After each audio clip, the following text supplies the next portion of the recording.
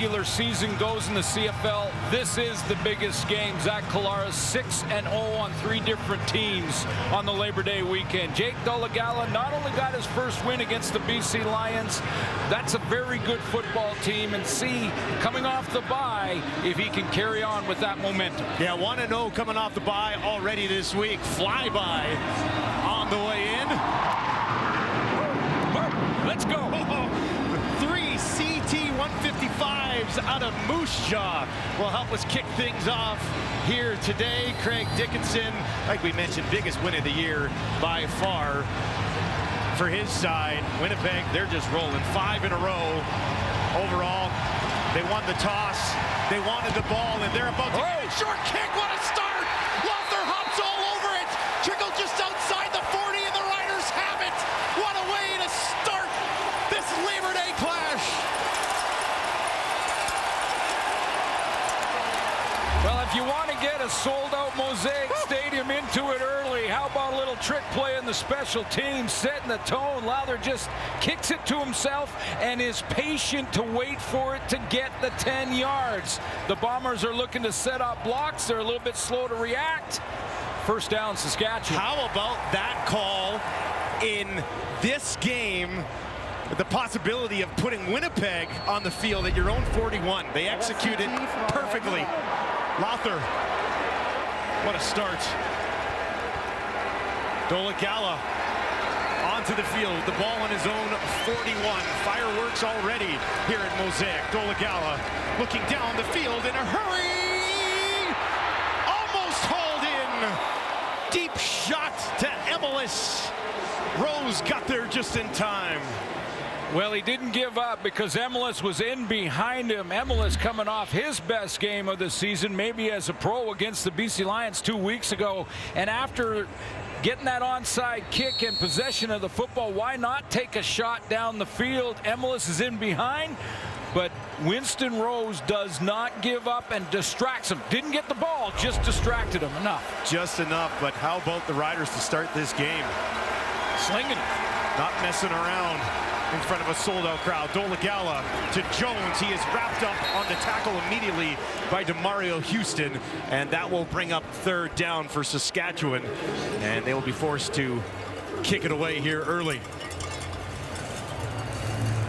Well, Emelis had that big game against BC, but had 3 touchdowns in week 2 against these guys, right? So looking to go back to a threat. 3 Riders receivers among the top 10 in the Canadian Football League coming into this game. A couple of those top 10 on the other side of the field as well. Korsak set to kick it away. And he lets it go from the 36. End over end into the hands of Parker. And Parker is wrapped up after a very short return, and that'll get the crowd at Mosaic going, and Zach Collaros trots out onto the field. 8-2, missed one start with Drew Brown going in for him when he was injured in the Edmonton game, but 69-38 in his career, and just a tremendous record as a Winnipeg Blue Bomber. Last week they still won comfortably despite a couple of pick sixes for Collaros. Still had 4 touchdown passes in that game. Not bad. Start on the Winnipeg 26 here. Brady Oliveira wrapped up and taken down immediately. Brady, of course, a huge part of this Winnipeg offense. Well, I didn't highlight any of the old linemen for the Bombers because that group has played together for all 11 games of the season. They have continuity. They're all-stars. One of the reasons this is a 9-win team. And in the backfield, I believe if you can control Brady Oliveira, as we talked about in the pregame show, you're not guaranteed to win against this Bombers, but you give yourself a chance. Just a couple of yards on that first touch for Oliveira. Collaros looking to throw here, and he's going to go down the field looking for Dembski, almost intercepted. Dembski trying to sneak in behind, but Deontay Williams came over to break it up. Collaros he calls this the the Willie Mays ball. And whether it's a corner route or this post from Nick Dembski, he's going to throw it high because he knows how well that Dembski can adjust, but he's double covered there with Jaden Dalkey, the safety, playing the man, and Deontay Williams going for the football. Tough to get it in there to number 10. Williams laid out there, got his fingertips on it, but couldn't hang on. Jamison Sheen kicks it away. Mario Alford at the 25. Alford trying to find a little bit of space back to the 35 and no further as the Bombers contain Mario Alford. Jake Dolagala of the Riders here in this head-to-head battle. Well, they've had a lot of teams' numbers, and when you think about their dominance over the last few years, they're a 9-win team. They can clinch a playoff spot if they win in this one here tonight. And Michael O'Shea has built the right culture in that locker room. I'd like to welcome all of our viewers on CBS Sports Network as well. Huge game here between two bitter rivals in Winnipeg and Saskatchewan. I mentioned that first win for Jake Dolagala before the bye against the BC Lions. That's a very good defense, top team in the league. Who, by the way, got a win last night against the Montreal Alouettes. So, you know that Jake Dolagala in just third starts got some confidence going into this one. But this is a great Bomber defense. 2nd and 8. 4-man rush. Gets it away. Held onto by Stearns for his first catch of the ball game. But he'll be short of a Rider first down. Craig Dickinson taking a good long look at that. He's going to go with the punt team. Against the BC Lions, the Riders in that win really set the tone on the special teams. So I think for Craig Dickinson looking at this and saying, well, first of all, it's just over a yard, so almost 2. And secondly, I like the way our special teams, cover teams 2 weeks ago set the tone.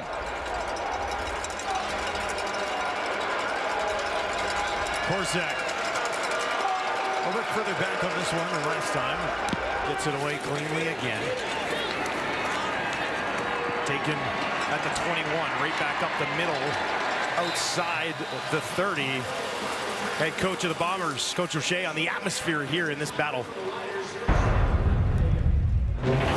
The understanding is you're coming into a bit of a storm, right? I mean, the people travel from far and wide to get to this game in this province. It's I think it's well received by everybody on our team too. Everybody likes playing in front of a packed house, and the rowdiness is greatly appreciated. Really a spattering of blue here today. Coach, it's a beautiful day. Come on. Storm? What do you mean? Yeah, 34 degrees at kickoff, by the way. Brady Oliveira right up the middle. And that's a pretty decent pickup on first down against this Riders defense. Well, Anthony Lanier has elevated himself into the discussion as one of the top defensive players in the league, and the top 5 rush ends. Maybe doesn't have the numbers quite yet, but they'll come. They're going to start Derek Moncrief. We will see TJ Brunson at linebacker as well. They'll rotate. Moncrief gets the start.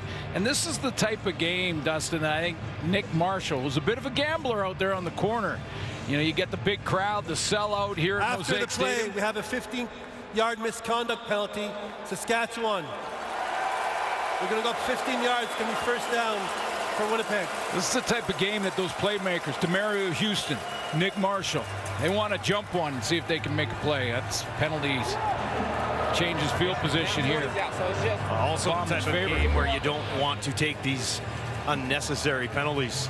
No, and you want to be physical, but retaliation will always get caught. And secondly, the Riders have been way better this year in the penalty department than the past couple of years. 2 least penalized teams in the league this year as far as yards go on the field here today.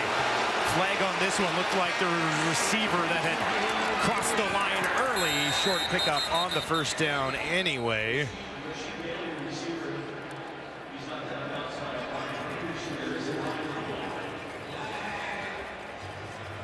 Offside, Winnipeg, number 83. It's a 5-yard penalty. We'll replay first down. Dalton Schoen looking to get a little bit of an extra jump. Not that he needs it. He's a big-time threat, over 1,200 yards as far as depth on targets from Collaros so far this year. Oh, Schoen loves to get to the end zone, too. He's got a nose for the end zone. 7 touchdowns already this season. Another fantasy sweetheart of a year for Schoen, 83 in white there. 1st and 15. I'll back them up 5. Winnipeg works from their own 49. 3 options to the left for Collaros. Looks that way. Throws there, and it's intercepted. Knew he'd do it. Of course. Knew he'd do it. Nick Marshall hauls it in. Riders defense steps up big early. The veteran in Nick Marshall is going to jump this. He doesn't backpedal. He jumps the route. It wasn't even his guy.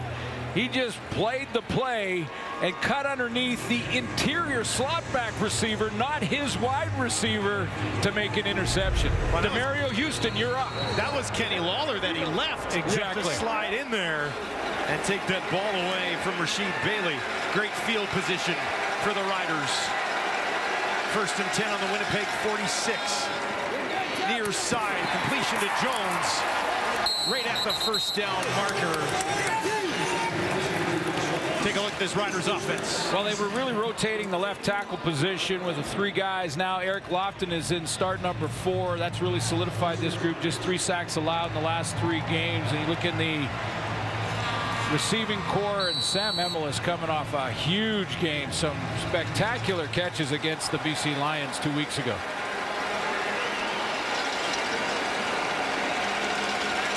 Second catch of the game already for Tevin Jones, who had 9 when these 2 teams met in week 2.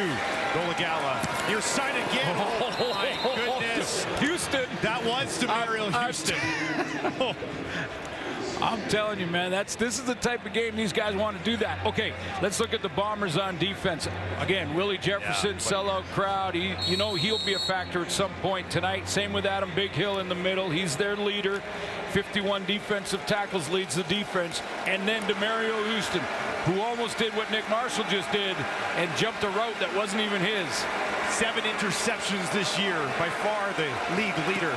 Dolegala in the pocket, down the field, incomplete. Looking in the direction of Schaefer Baker, but 89 never really had a crack at it. Out there at the wide receiver spot, Schaefer Baker, little change motion with Emilus coming inside. He gets a little inside release, then goes back to the corner. He's working on Evan Home. Pretty good coverage, and not a bad decision by Jake Dolegala to put it out there and outside so that only his receiver has a crack at it. It's a little overthrown. Brett Lawther has hit 13 in a row. This one from 43 yards to put the Riders on the board. And he sneaks it through. Saskatchewan on top. 3-0. I am Demario Houston, cornerback for the Winnipeg Blue Bombers. Jake Mayer on his own 40. And that is intercepted to the 30. It's Demario Houston again. What a season. And he takes this one all the way back a 45 yards. Sold out. Beautiful day, over 30 degrees. You really couldn't paint this picture any better, could you, Glenn? Well, and it was nice and loud in the hotel. Walk across to the mall, looks just like that shot you just saw with green jerseys everywhere, and then a whole bunch of like groups of blue jerseys in the corners. Oh yeah, it's Labor Day weekend. Midway through the first quarter, Winnipeg trails by 3. Brady Oliveira, pretty good job to stay on his feet here. Really nice work from Brady Oliveira. How is that for a first down? They had him behind the line of scrimmage. Well, he's a thumper. I mean, he'll bring the physicality running the ball. Quick feet out of the gate to keep the play alive, because he was cut off to try and get the edge, but he keeps his feet moving, and then it was just would not go down. I mean, 1 tackler, 2 tacklers. Here comes a 3rd, no sir. 4th, 5th, first down, Oliveira. Wow. Creeps towards 1,000 yards on the ground this season. Back to him again. This time maybe a yard, not much more. As Brady Oliveira, we were talking about before the game, he hit 1,000 yards on his final carry last year. There's a really good chance he could hit that mark today as he comes in with 902, by far the leader in the league. Well, I talked about it in the pregame. Brady Oliveira, in the 2 games that the Bombers lost, Ottawa and BC, he had 16 yards against Ottawa rushing. Big reason they came back and won. And the Lions, who beat them, he only had 52, well below his per game average of 82 in that game. So if you can control him, you got a chance. Big 2nd and 9 here at midfield. Collaros in trouble, and he's going to be thrown to the turf by Micah Johnson, his 4th sack of the season.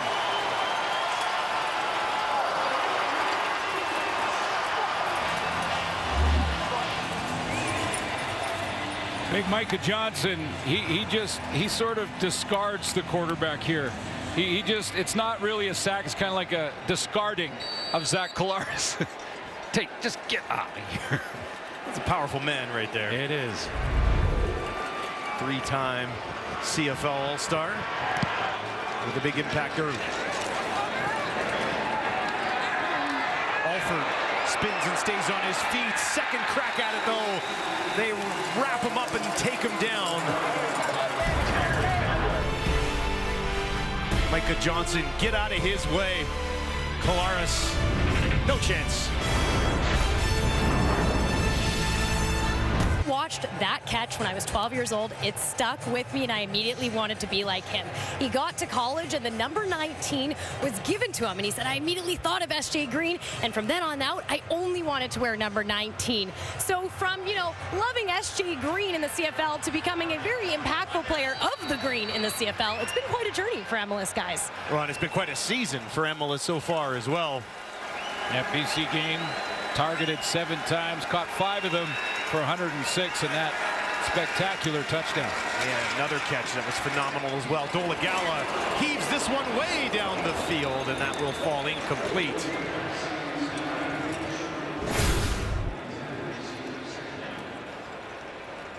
Second down conversion, that's the money catch right there. He's been big for whomever's playing quarterback at the time, and of course the 4 touchdowns, 3 against the Bombers in week 2. 7th overall pick, first rounder that's really panned out here. He can go now, can fly. So can Sean Bain, who they were looking for on that last one. 2nd and 10 from their own 16. Dolagala in the pocket again. Now he has to take off on his own, trying to lunge ahead, but that big frame not big enough to pick up the first down. He will run. I mean, he's a drop back kind of pocket passer, but in that game against the Lions, he had 4 carries for 27 yards. So he will take off and escape the pocket, but at 3rd and 2, Craig Dickinson taking no chances in his own end. Those are big strides, eh? Yeah. Big strides for Dolagala, 6'7". It's a big step. Will help him, though, when Willie Jefferson is in front of him with his hands up. That's a really good point, actually. Jefferson, 10 knockdowns on the season, holds a height advantage against every other quarterback in the league not named Dolagala, and I guess Cornelius, who's now in 3rd role duties. It ended to Parker on the return after a 62-yard kick, short return. Zach Collaros has not lost. 3 different teams in these big games. The Ticats have the Rider jersey on. Of course, with the Bombers, the numbers are just incredible on Labor Day. You mentioned the 6-0, but he's almost 1,800 yards. How about a TD interception ratio at 13-3? Not bad for number 8. That'll get the job done most time. Crowd here trying to get in his head. He's 0 for 2 so far today. We're closing in on the final moments of the first quarter. Multiple flags here. Collaros trying to get away. Riders will not allow it, and they gang tackle him at the 25.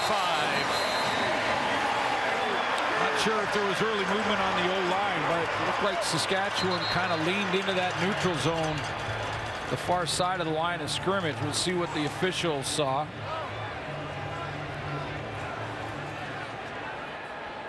Offside, Saskatchewan, number 91. It's a 5-yard penalty. We'll replay first down.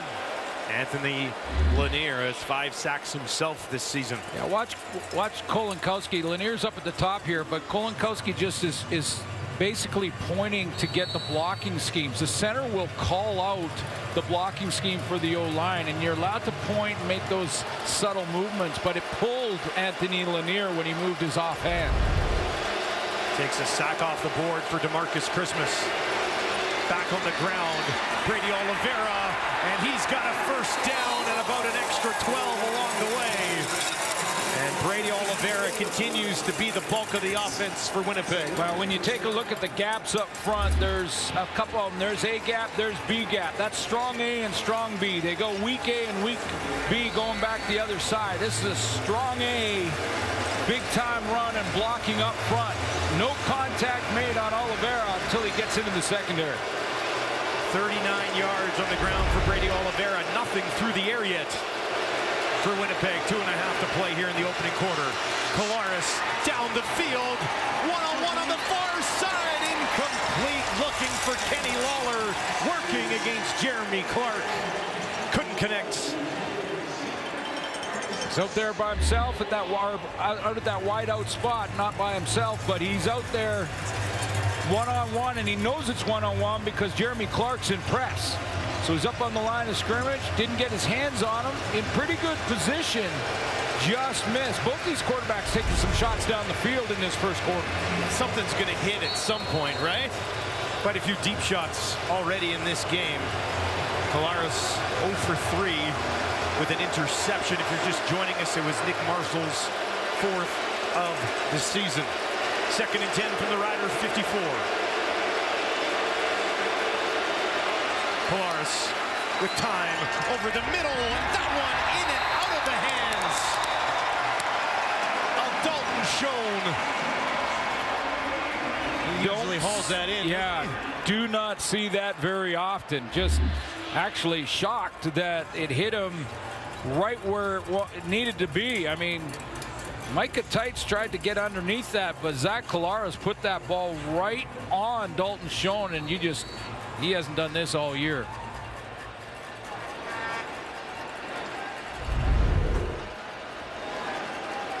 Kolaris has gone to Bailey, Densky, Lawler, and Schoen, but none of them have been able to haul one in. Keep your eye on 83 in the next series. You want to make up for that one. Alford takes it at the 7. Near sideline, pushed out of bounds.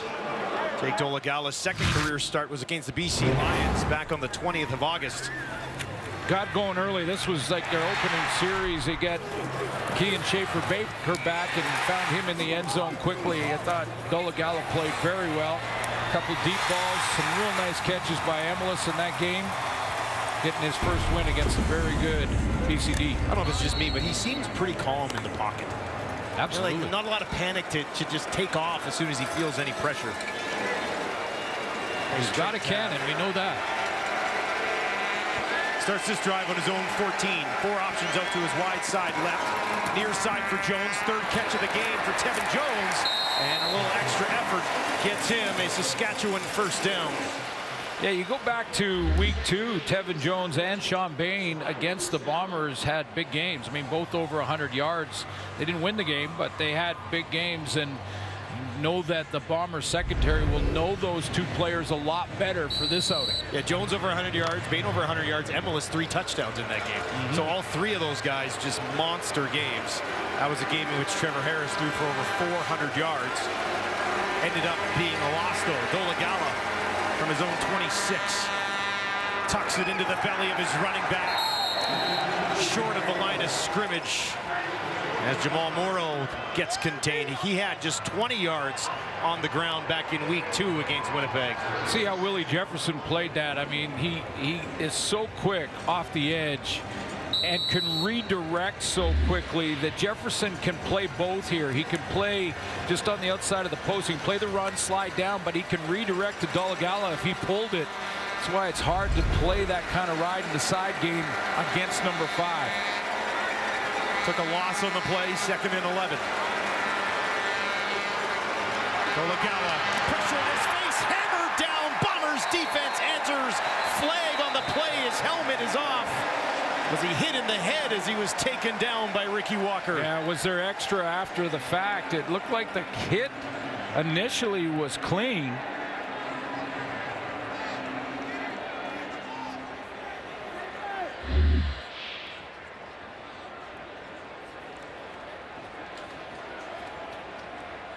So nothing wrong with the tackle here.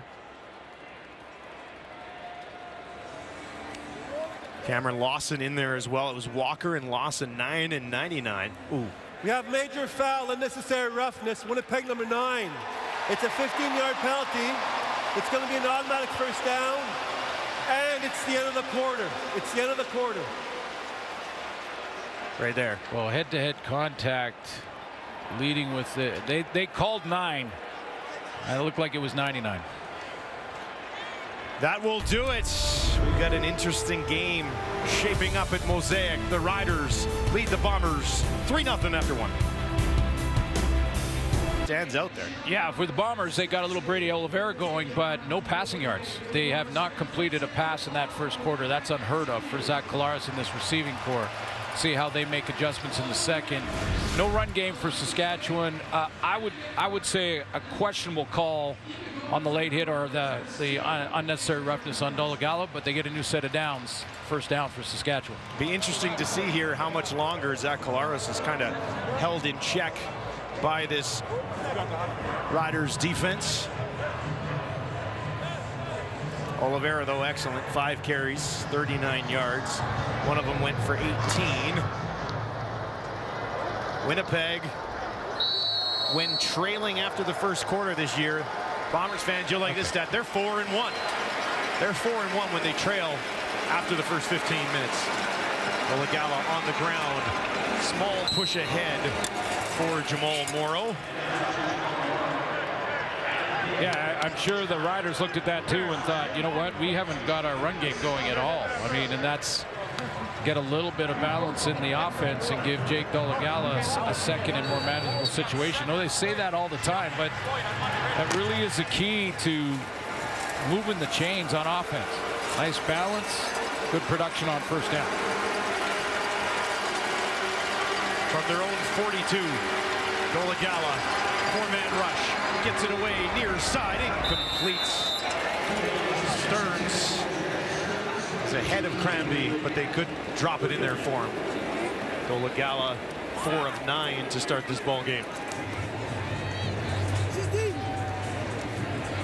was good front sevens in this game. I mean, you got Anthony Lanier for Saskatchewan. You've got Jeff Coate and Jefferson with Walker and Thomas. And that front 4 for the Bombers. Talking to Sam Emelis, he said, you know, yak yards may be important in the quick game as well.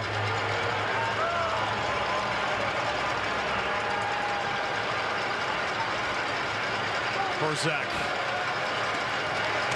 his own 33. Parker takes it at the 22. About 7 or 8 yards on the return. And nothing more. Brady Oliveira, focal point of the offense for Winnipeg here. Yeah, best player on the field in the first quarter and on pace to finish second highest total for a Canadian tailback.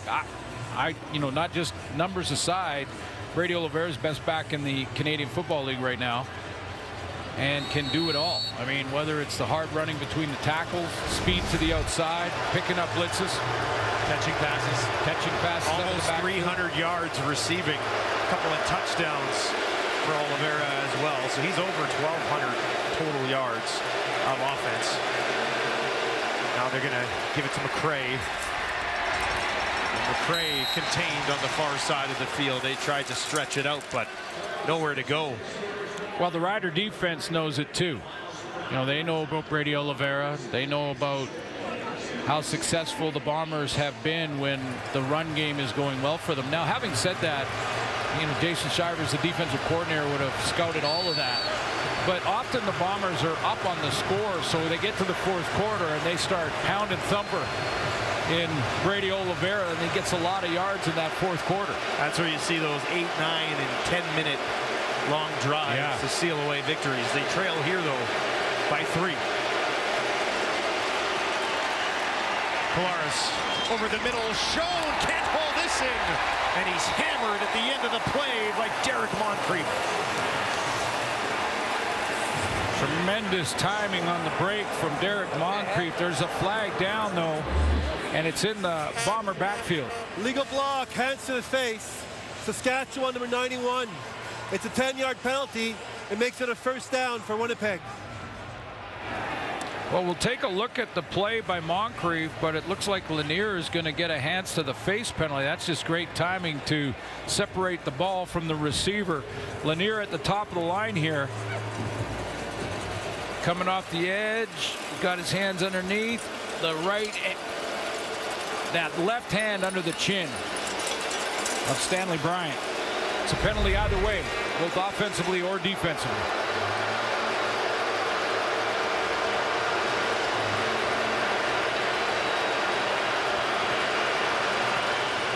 Back to Brady Oliveira.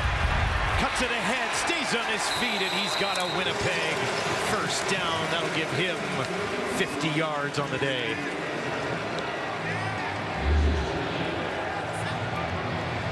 Yards after contact, leader in the Canadian Football League. Brady Oliveira, number 1.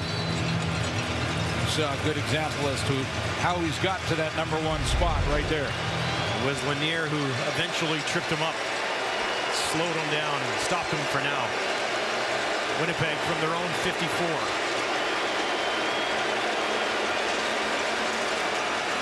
Oliveira again for about 3 or 4 more. Also leads in yards per game, 82. Also leads in 100-yard games, 5 out of the 11. Also leads in 10-yard or more runs at 22. So you think Buck Pierce is going to feed the rock to Brady Oliveira? I think so. Yeah, that's a statistical way to say he's really good. Really good for this Winnipeg offense. It's also got a number of weapons for Zach Collaros. Today, the only one activated so far is running back. Stands in to the right of his quarterback here, 2nd and 5. Now they'll get it to Dembski, and Dembski will be stopped short, probably by a couple of yards here, and that'll bring up 3rd down. Maybe just out of the range. Sergio Castillo here. He'd be kicking from about the center line.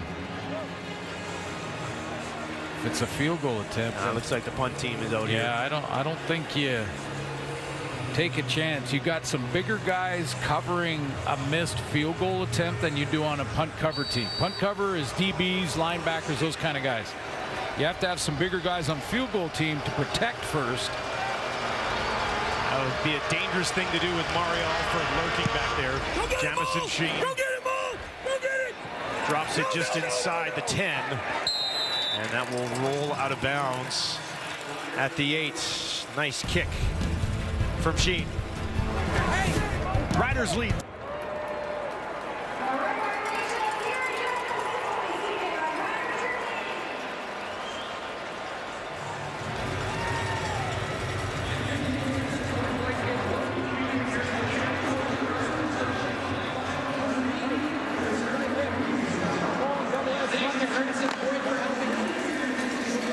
Just over 10 minutes remaining here in the first half. Riders, for just joining us, leading 3-0.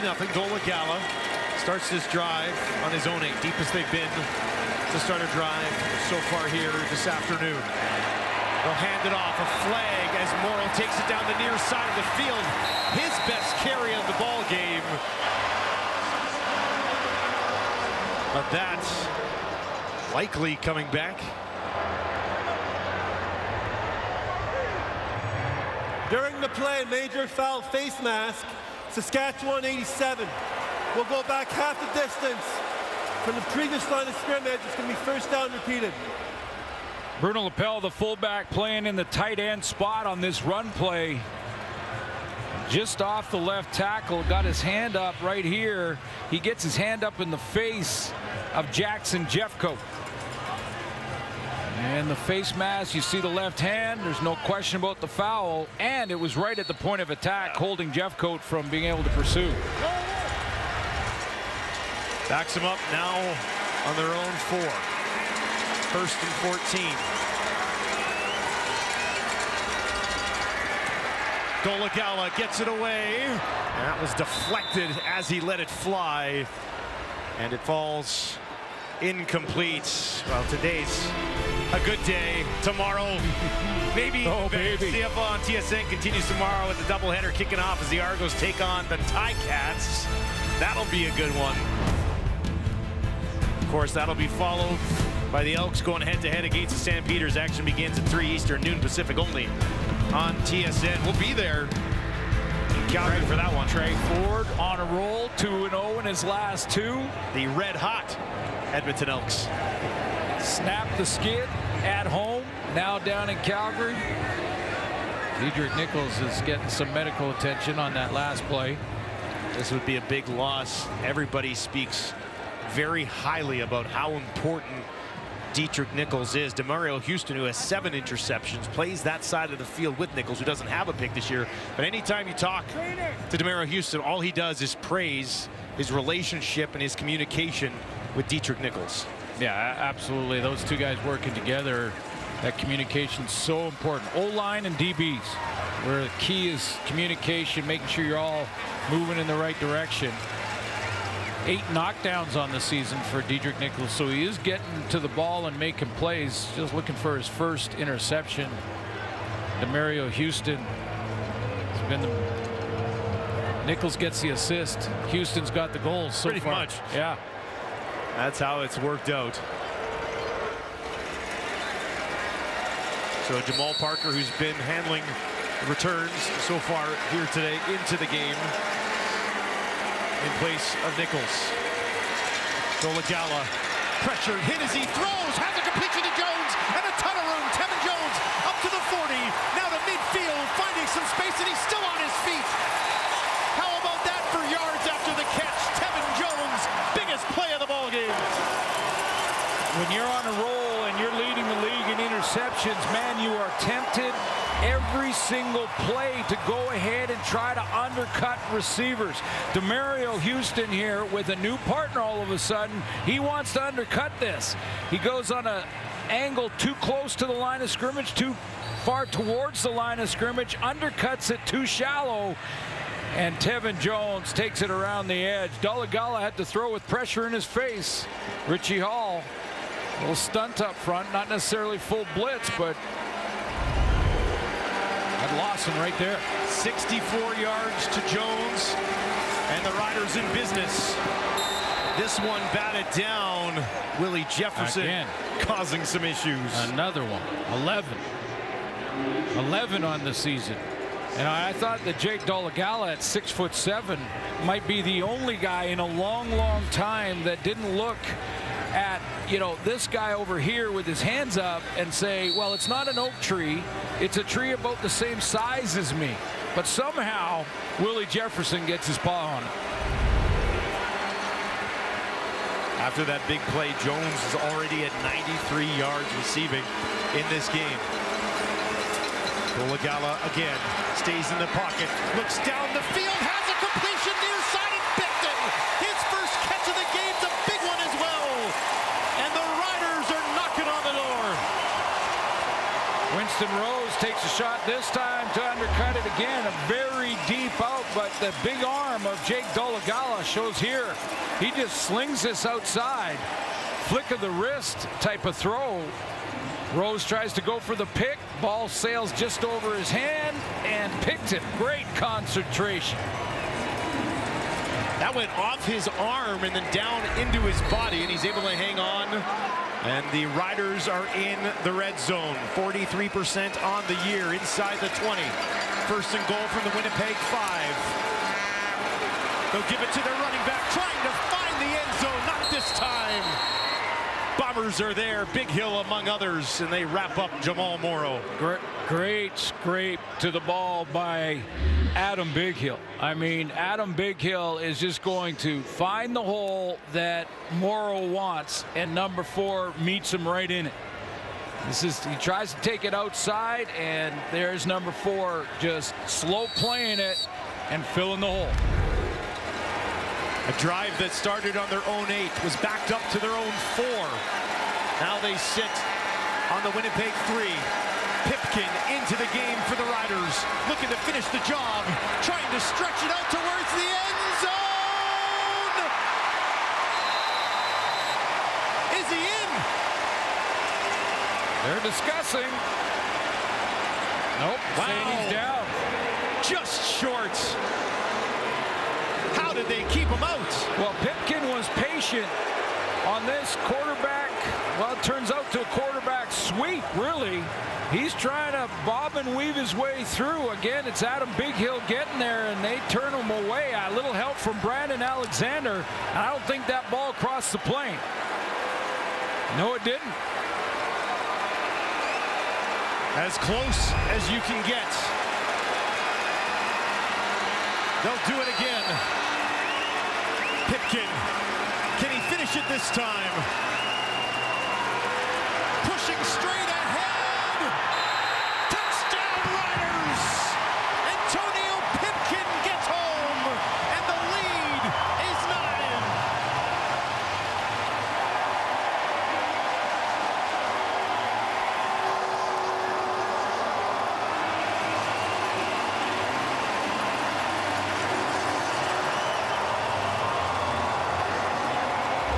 What a drive by Jake Dolegal, finished off by Antonio Pipkin. Picked up after the injury to Mason Fine, and there he is stretching across the plane. The ruling on the field is a touchdown. Then after the play, there's 2 15-yard misconduct fouls that even out. One against 37 Winnipeg, one against Saskatchewan. Touchdown is good. It's a convert.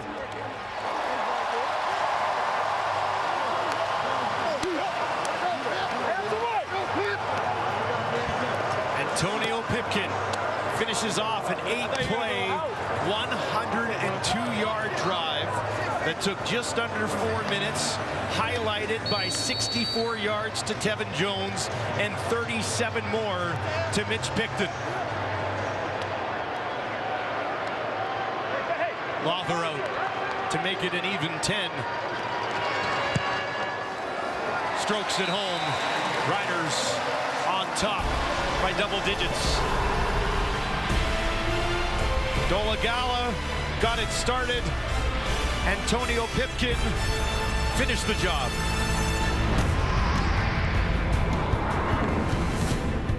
TD drive by Jake Dolegala. This is the type of drive that really puts you on the map as a starting quarterback and go over 100 yards. Now, you got a little help from DBs for the Bombers that are trying to undercut some of his throws.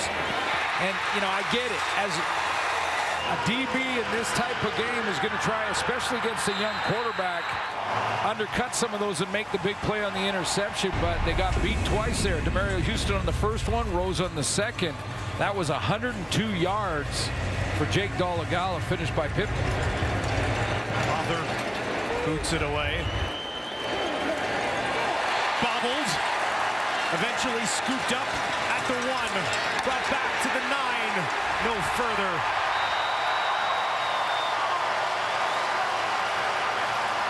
Riders on offense, defense, and special teams making it tough for Winnipeg.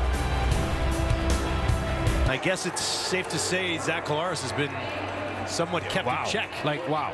I mean, this is a team that averages almost 32 points per game. Zach Collaros is 4 games in a row was well over 300. They won by 30 after he had a real bumpy start in their last game. That's the story right now for Bomber fans. There's a long way to go, and they're an offense No that question. can get big. No question. Still somewhat surprising. Collaros throwing here. There's a completion down the field. Shown third target of the game in his direction, and he holds it in. Yeah, that's how you get started. You know, you get 83 involved. They've tried this same play a couple of times, and this time connect right in the soft spot in the zone. Well, inside cut, get them out of the shadow of their own goalpost. But He'll get it going. This is a team that has won in a lot of different ways, faced a lot of different types of adversity. A lot of football to go here. Of all the great teams they've had over the last 3 years, this is the one that's been the most dangerous offensively. Over 31 yards per game, like Glenn mentioned, which is the most for any Bombers team in the last 21 seasons. Collaros keeps it on the run to his right, looking down the field. That's where he goes to Dembski. One-handed and holds it in. Spectacular stuff from Dembski. And the Bombers offense all of a sudden in high gear. Get one going, and then you stack on the next play, and then one of your best, if not the best, in Nick Dembski. Just unreal. One hand stabs it. Good block to get Zach Collaros outside of the containment. But look at that catch down the field. One-hander. Yeah. Stick a fork in it, baby.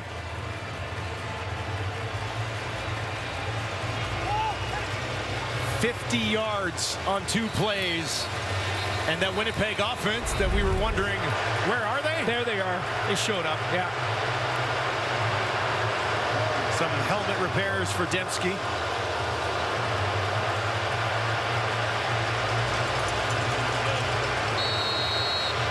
See Pill Country in the distance there. I'm pretty sure it was packed about 40 minutes before game time. See how hard it is for Zach Collaros to communicate in the huddle. It's really close. He was trying to hear Buck Pierce in his helmet. Could barely hear him there.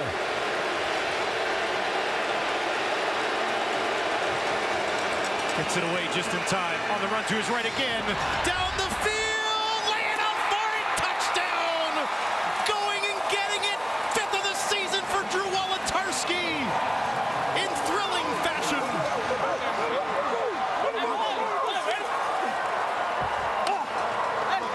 Two plays in a row. One to Nick Dembski and one to Wolotarski. He's getting Zach Collaros out and around the edge. Get him out into space. This is Buck Pierce saying, okay, listen, we're struggling from the pocket. Zach Collaros is a very good athlete. Doesn't get enough credit for his ability to negotiate the pocket. He doesn't run a lot, but he'll get outside and can throw on the run with great accuracy. That's back-to-back plays. One to Dembski, one to 82, and they're in the end zone that quickly. So dangerous when you get him on the run. Out to his right. We saw him connect. Castillo knocks it through, and we once again have a 3-point game. They did not waste any time. 3 plays for 100 yards in just over 2 minutes, Glenn. That's high efficiency football. Well, hey, you know, this is a Bomber team that last week Zach throws 2 pick sixes. They win by 30. They didn't just win the game. They won by 30. You go back to after the Ottawa loss, they come back and win 5 straight games. It was like that was a wake-up call. It was like, okay, we figured out that one. They were down by 22 against the Edmonton Elks. They come flying back with their backup quarterback in that. This football team, Winnipeg Blue Bombers, have faced a lot of different types of adversity throughout the season, and they bounced back from it. Now the Riders have to respond. Yeah, the last thing you want to do is give the ball back to Winnipeg here with just over 3 minutes left in the second quarter. Frankie Hickson waiting back there with that man, Super Mario Alford. Well, that'll grab you some momentum if Super Mario can do something with it. From the 13, has some space.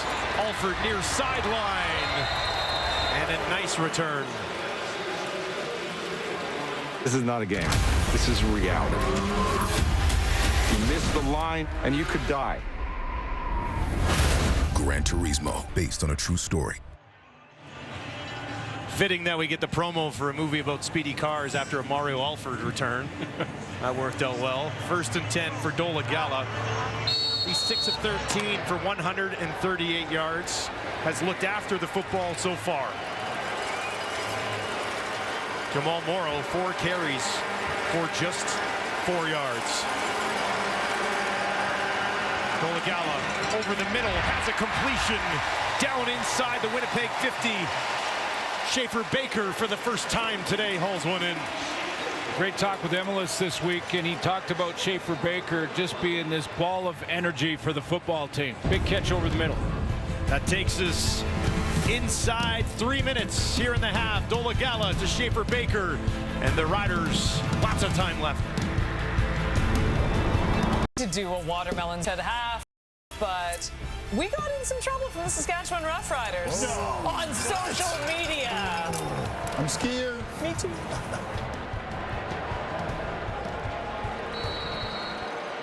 You can only smash so many watermelons, you know? You can also wear them and do several things with watermelons. Here's Dolagala, hands it off to Mal Morrow, trying to find space. Bombers really just won't allow it. Kept him in check for sure. It's one thing that DeMario Houston doesn't get as enough credit for is he's third on defense and tackles. Yeah, 31. You know, a short side corner's got to make tackles in the run game too, and he stepped up there on Morrow. 3 yards for Morrow. That's his longest of the day. Diedrich Nichols back at halfback, by the way. Can miss a series or two. Sigh of relief from Bombers fans. Dolagala, 2nd and 7. Far side. Drops that one in there just in time, and it's held on to by Emilus. His first catch of the game late here in the second quarter. I think there are no linemen down, but this is a nice speed cut by Emilus out here. And Dolagala, with his big arm, is going to bring him back. He pushes up the field, and watch him bring him back a couple of yards just to make sure there's a little separation between he and Rose.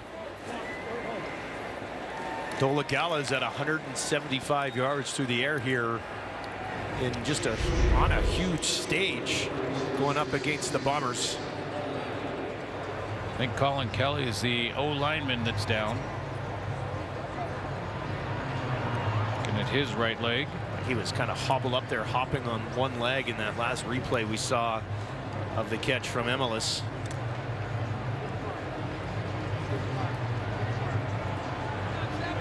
It's an offensive line that's been able to protect their quarterback over the last little while. They've allowed just 3 sacks in their last 3 games. It's Logan Bandy, who out of the University of Calgary, who will take over, 5th round pick for Saskatchewan at 11 starts. Yeah, he started some games, right? So it's not an inexperienced option coming in here.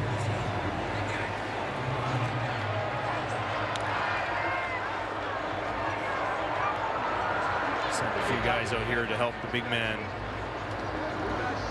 off the field.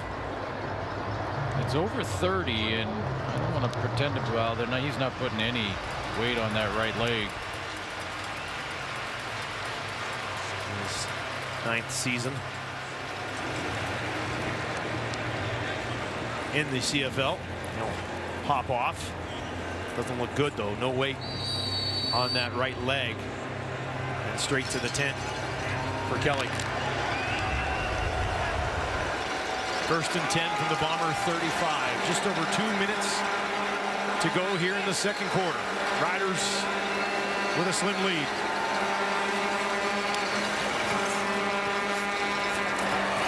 Completion. Dolagala almost sidearmed that thing to get it in to Emilus. Well, don't be surprised to see more quick game as they try and settle the O-line a little bit. They're moving Logan Furlan, the right guard, out to right tackle for Colin Kelly. And Bandy will play the right guard. So he's going to go to the interior of the O-line. And while they settle that down, either run game or quick game passing to get it out of Jake Dolagala's hands are going to be important. Well, that quick pass to Emilus went for 6, so 2nd and 4. Timeout, Saskatchewan. Riders call a timeout. Take a look at what happened to Kelly. He's up there at right tackle, and I don't think he gets hit. I think it was a non-contact injury. He's just getting into that pass pro stance. Yeah, just his knee locked. A lot of pressure when Jackson Jeffcoat is bearing down and pushing you like that. They've done a pretty good job keeping Dolegala on his feet so far today. No sacks for the Winnipeg defense thus far. They'd love one here, 2nd and 4. Dolegala gets it away, almost one-handed and hauled in by Schaefer Baker. Alexander is there, and that will bring up 3rd down.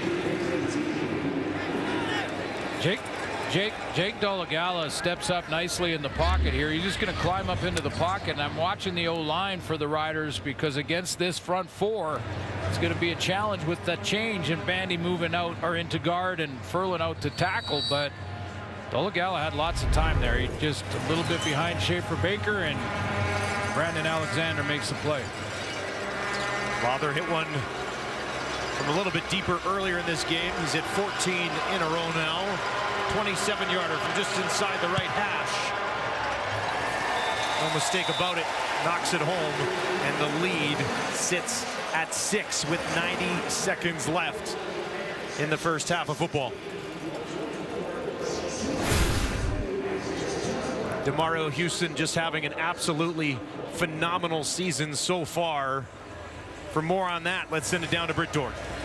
Yeah, and he has a little bit more work to do tonight because he told us yesterday he wants 2 interceptions and 1 pick six in this game because he likes to make a goal with a little bit of a reach before each matchup. And when I talked to his head coach about those amazing stats he's had so far this year, he said there's an old adage in football that talks about if you want to get the ball, you have to get to the ball. And you don't get stats like that if you're not hustling.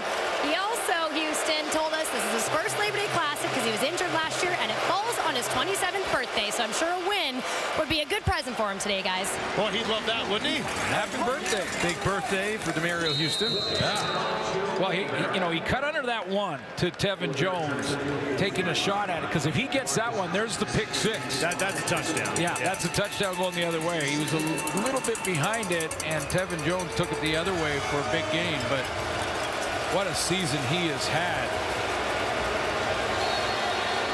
7 picks, and we're right around the midway point, just past it. Told me a couple of weeks ago in high school he had a season where he had like 16 or 17 interceptions in 12 games. Just ridiculous stuff. 2nd and 5. Pilaris gets it away, looking for a big shot down the field, lays it out there. Schoen goes, but can't pull it in. He can't believe it. Oh, by that reaction, it was right in front of Michael O'Shea and the Bomber bench. All bounced up on the roller. The ruling on the field is an incomplete pass. It's 3rd down. Jam at the... They say he didn't have full control until he rolled out of bounds. Well, he's inbounds with the knee now. Oh. But did it hit the ground? Sure looks like it on that last angle we had. Well, that official, I mean, no one had a better view of it than that official standing right there in front of him. If anybody was going to get the call right, it's the official who's right in front of him here. Oh, this angle will show it real well. It looked like he may have used the ground a little bit to help him. So instead of a huge chunk, they'll have to kick it away. Alford on the far sideline. Back outside the 35. Where it's DeMario Houston from Southern University, and the big rivalry for them was Grambling, and talked to us about it this week and how he loves these games. That's what I mean when you're, you play in a sellout crowd. Doesn't matter if you're the visiting team. You want to be the guy that just quiets them right down, just shut them down. If you want to do that, you get a pick six. Nothing better than a pick six or a block kick, maybe a big kick return, but these guys love playing in this game this weekend.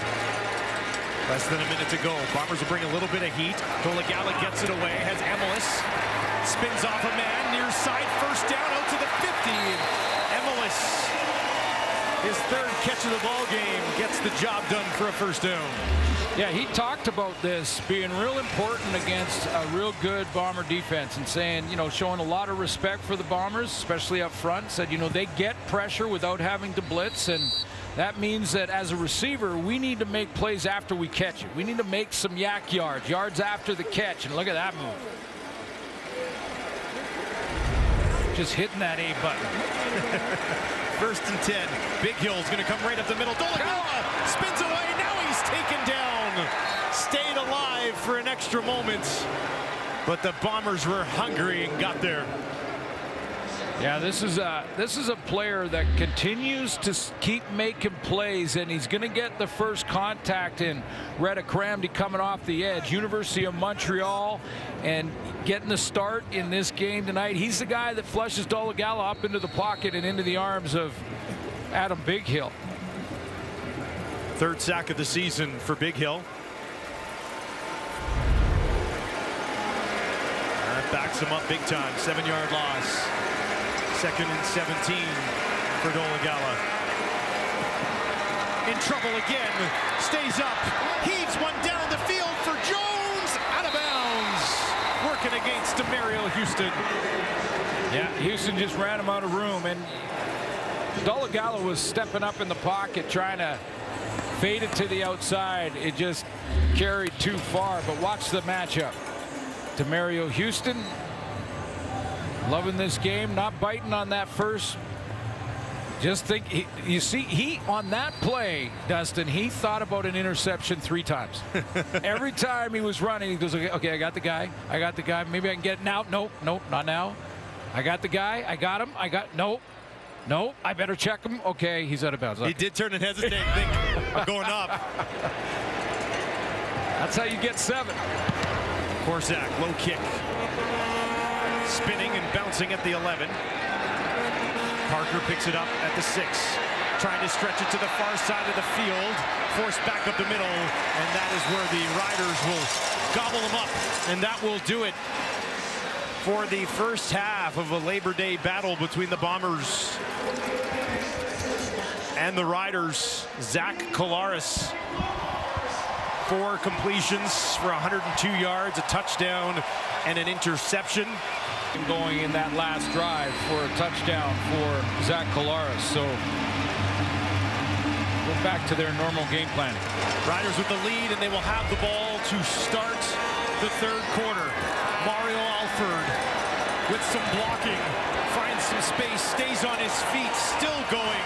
Excellent field position for the Riders off a nice return from Mario Alford. Take a look at Jake Dolagala's opening half. Well, it was an up and down half, I think, in the first half. He made some plays, but had that big drive for 8 plays, 102 yards. Great discussion at halftime by all-star receiver and an all-star DB talking about it at these corners, taking some chances and cutting underneath, and Dolagala took advantage of it a couple of times. I'd do it against a young quarterback too. Riders have lost 6 in a row to Winnipeg. They'll start on the ground, and it gets finished on the ground immediately. Jeffcoat all over Jamal Morrow, who was held to just 7 yards in the first half. Yeah, Jeffcoat wasn't playing the fake, was he? Not for a second. He was crashing down. He just said, I'm going to go right to the run play. Now, he had Cramdy on the outside, so he didn't have contained responsibility there. Richie Hall dialing up a nice edge defense. 2nd and 13, 4 options to the wide side left here for Dolagala. In trouble, taken down. Adam Big Hill with his 2nd sack of the ball game. This is how you start a half if you're the Bombers defense. Yeah, and talk about football IQ. Watch how Adam Big Hill will angle himself this way with the tackle and then come off the edge. It's like a way to buy himself that good angle. He goes outside to attack the tackle and then come off the edge. So Lofton gets pushed wider and he closes in from outside in. High kick from Korczak this time. Taken just outside the 10 on the return. Parker taken down just outside the 20. Zach Collaros in the first half. Started slow, finished strong. Yeah, Nick Marshall got him early on in the first quarter with an interception. And he had completed just one pass for a lot of the quarter, and that was an underhand kind of toss, which registers as a forward pass to Nick Dembski, but he got that one drive going. Dembski with a great catch down the sideline. Found Wolodarski for the touchdown. And get that little bit of traction for that Bomber offense.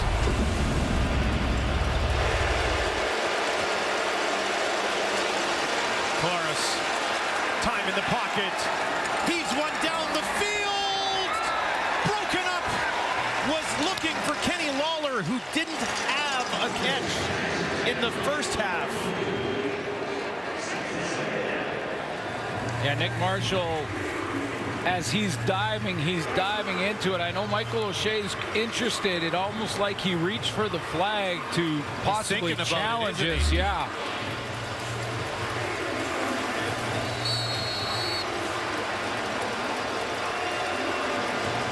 There's Lawler right there. He's a 3 receiver to that 4 receiver side. He's got to work to get to. I think Nick Marshall turned nicely to play the ball. No challenge, 2nd and 10. Claris dumps it off. Ball knocked loose, scooped up by the Riders, and they'll take it home for a touchdown for now. Miles Brown on the fumble recovery, but will it be ruled an incomplete pass? Yeah, it will. Third down. Jason Shivers. Things continued there. Jason Shivers was trying to motion to the official that this was control, but you're going to see a great angle of it here. Watch Oliveira out of the backfield. Does he have control of it when it's popped out? Now that's super slow motion, so it twists the perception of it, perspective of it, but looked like he was still bringing it in as it was knocked out. Yeah, you can have control without putting it under your arm. Yeah. But that happened pretty quickly. Incomplete pass was the ruling. I think they got it right. Garrison Sheen, low driving kick, bounces at the 39. Alford picks it up there. After a 49-yard kick, takes it back just shy of the Rider 50. Nice field position for Nola Gala when we return. Samuel Emilus, Saskatchewan Roughriders. Down the field for Emilus. Holy smokes! What a catch by Emilus! Goes up and gets it! You're watching the Labor Day Classic on TSN. It has been fun watching him kind of break out this season, hasn't it? Mini S.J. Green right there. 1st and 10. Back on the ground.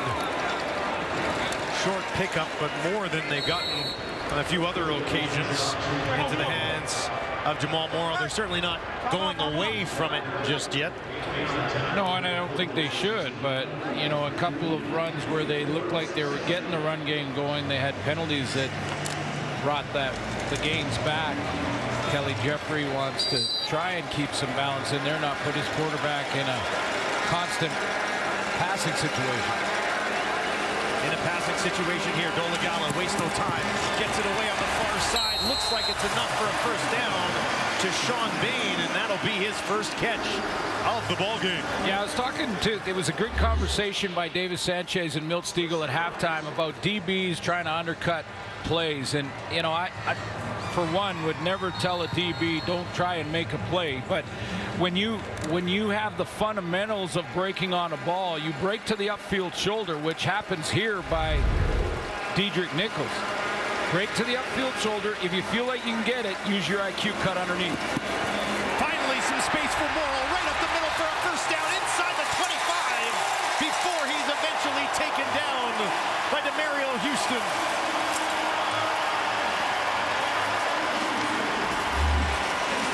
Bradley's coming from the backside, and it's just too hard an angle to get there. It looks like he has the only crack at it. Willie Jefferson stays wide. He's got contained responsibility. Cramney tried to get there, but Jamal Morrow jumped out of that tackle. 26 yards, by far his biggest run of the game. On the Winnipeg 22, Dolegala back back to his running back, who gets pummeled down right near the line of scrimmage. This time it was Hickson into the game.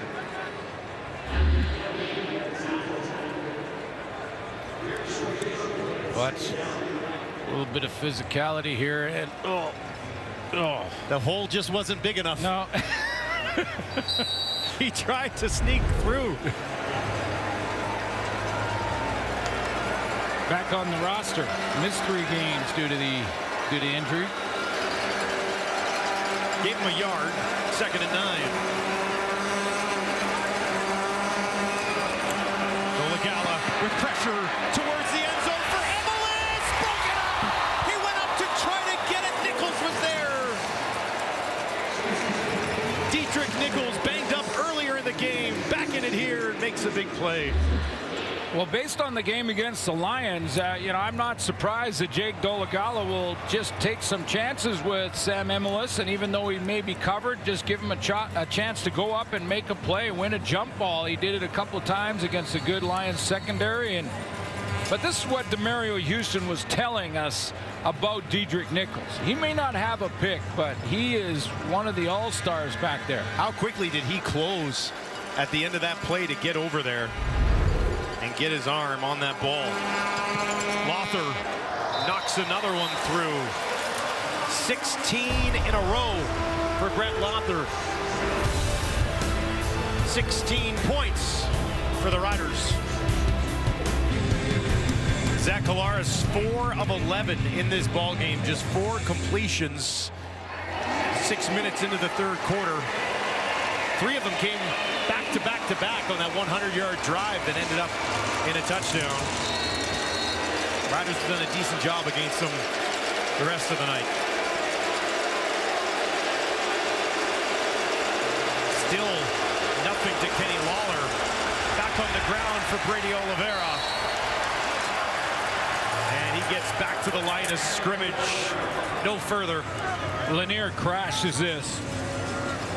He just comes in and decides to crash this run, and likely will have secondary contain, and he does from Micah Tight. So we've seen it with on the other side with Willie Jefferson. When you got a linebacker that has contain, you can crash down on the run game.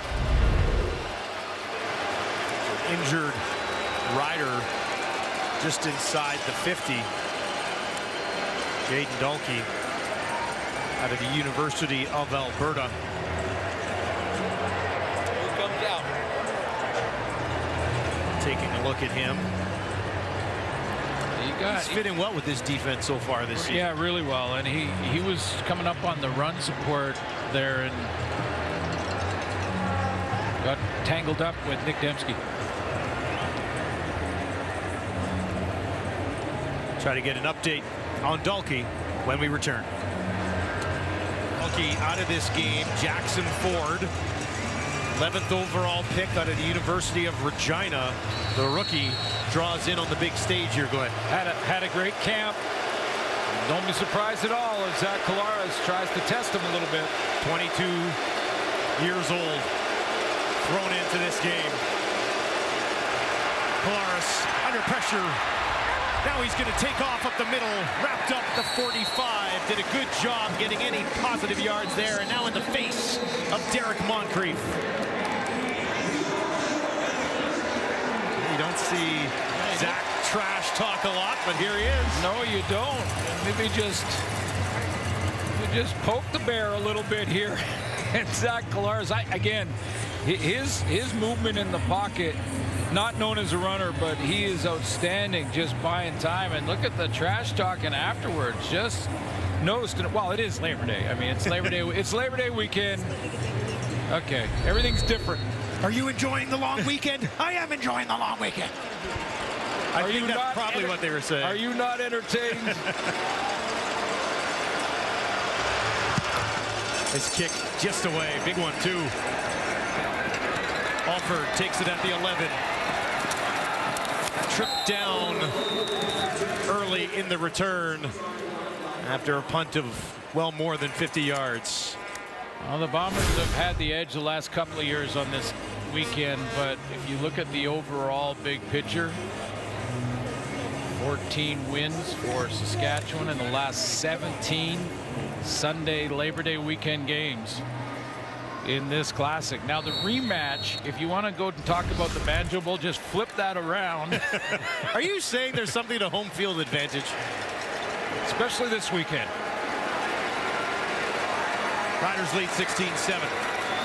Dolagala keeps it this time, slides ahead, a decent chunk on first down. It'll be second and short. Yeah, Jake Dolagala's got to do this every now and then, and both quarterbacks for that matter, because, you know, we've seen how defensive ends like to crash on the run game, especially in first down. Well, unless the quarterback does this once in a while, they're going to continue to crash down on the running backs.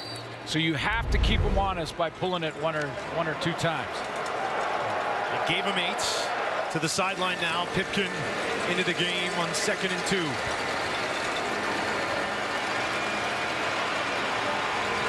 Pipkin with a touchdown earlier in the game, trying to string it out. No, sir. Loss on the play. Evan Holm was all over him. I'm not sure about short yardage in 2nd and 2. Unless you're going straight up, you certainly don't want to lose yards unless you're deciding, if you're Craig Dickinson, to go for sure if you only get 1. And you're going to go on 3rd and 1 in your own 30-yard line, but taking it wide, Holm just cuts off the angle. Yeah, just bounced off of Jamal Morrow and right on to Pipkin. Takes a 2-yard loss on the play, and now it'll be Corsack called into duty. Easy to second guess, Dustin, and you know, if it works, Rider fans are going, hey, that's brilliant. Put Pipkin on short on 2nd down and 2. Parker slides to his right, takes it cleanly at the 28. 53-yard kick. Return just shy of the 40. Buckle up. We got a good finish. You're doing it. And Larry Dean told me you might even see guys on the sideline during the game doing their push-ups. If they took a penalty when they're watching film, he says the whole group does it. Doesn't matter if one guy jumps offside, we're all offside. So head coach Craig Dickinson's message, something that's in our control that can help us win games. Let's play with discipline and have a high football IQ, guys. This just goes back to one of my theories that doing push-ups suck. Right? So you want to stay disciplined. Well, it's also about taking accountability, and that's exactly what Britt was mentioning, that you got to stand up in front of your teammates. Kolaris, a hold here as he gets out of the pocket, dumps it off to Dembski. Dembski just shy of a first down, but as Zach maneuvered out of the pocket, a clear hold against his offensive lineman. Yeah, you talked about these two teams being the top 2 teams in the league and fewest penalties. Holding, Winnipeg 64. It's a 10-yard penalty. We'll replay first down. That one's going to put them back on a 2nd down over, but you know, that accountability being so important.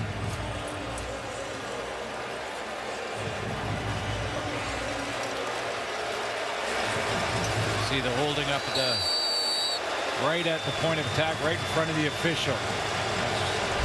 Pete Robertson. Coming into this game, Winnipeg 6.1 penalties per game for 597 yards on the year. Riders 610 yards on the season. First and a lot. He's going to look for a lot. Heaving down the field for Dembski. Falls incomplete. He was in one-on-one against Moncrief, but it falls short. It's a guy that Zach Kolaris has not been able to get going in this game. He made the one catch down the sideline, and that was a brilliant catch. Highlight reel. The one hand, yeah. But Dembski has been a guy that they've tried to get the ball to, and you could see the safety Jackson Ford taking away the inside, so that's why the corner route didn't test Jackson Ford on those first couple of throws. Kolaris just under 70% on the season, is 4 for 12 in this game.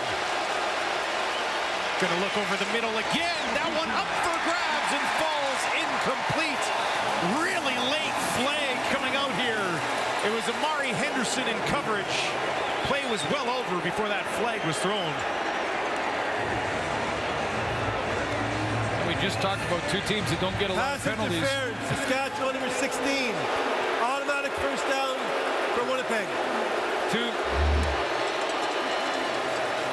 that don't get, or two teams that don't get a lot of penalties, and this is Lawler running that dig route right over the middle.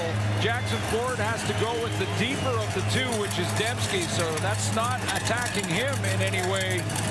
I don't know. Well, you see the left arm around the waist of Kenny Lawler, not allowing him to jump up. And Craig Dickinson's looking to possibly, nope. He had the flag. He had it in his hand. But he tucked it back in. 1st and 10.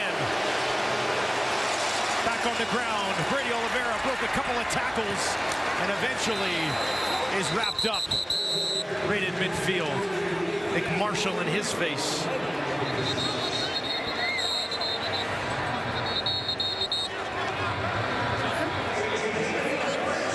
Conversation continues. Just talking about the pass interference, I would suggest again. You know, you think about this game right now, we're almost into the 4th quarter, the highest scoring team in the league at almost 32 points again. The Riders give up a ton of points on defense, 9th in the league at 27.2. That high-scoring Winnipeg offense has got just 7 on the board. Riders have given up 125 points in just their last 4 games, which is close to 32 per game. Kalara's looking for some of these points here. Escapes. Now he's going to send one way down the field for Dembski. Lays down, tries to get it, and he does. Nick Dembski inside the 5. There's the big play to number 10. And here's the subtle negotiation of the pocket from Zach Collaros, who doesn't get enough credit for this. He works on this. He said back in his days in Hamilton, Tommy Condell would tell him, you know, sometimes it's not you running. You see a lot of running quarterbacks in the CFL, but it's not that. It's just little movements. Oliveira stuffed. Just a subtle shift one side or the other, climbing up in the pocket. We see that all the time from all the quarterbacks. But his quick feet and ability to adjust there, get an extra second or two, and he finds Dembski on what they started out by calling the Willie Mays throw. Now they call it the Dembski. Oh, he Dembski'd it. He Dembski'd. Prukop into the game, 2nd and goal from the Riders 3. 4 rushing touchdowns this season for Dakota Prukop.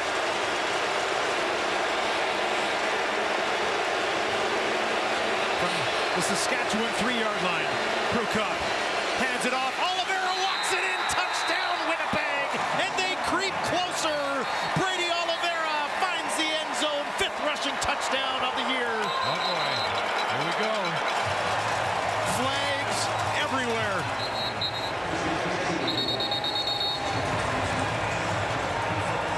This is all extracurricular, isn't it? Yeah, all after the play was long over. Untouched for the touchdown, Brady Oliveira.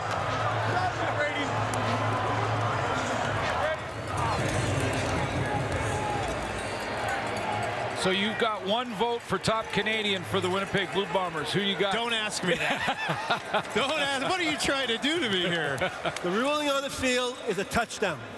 After the touchdown, there are 2 15-yard misconduct fouls that balance each other out. Winnipeg 53, Saskatchewan 3. We're going to do the convert now.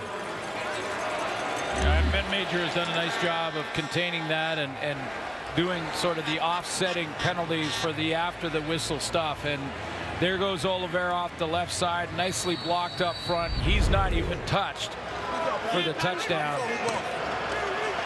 Well, I think I would vote for Brady Oliveira. Castillo makes it a 2-point ball game with 1:21 remaining in quarter number 3.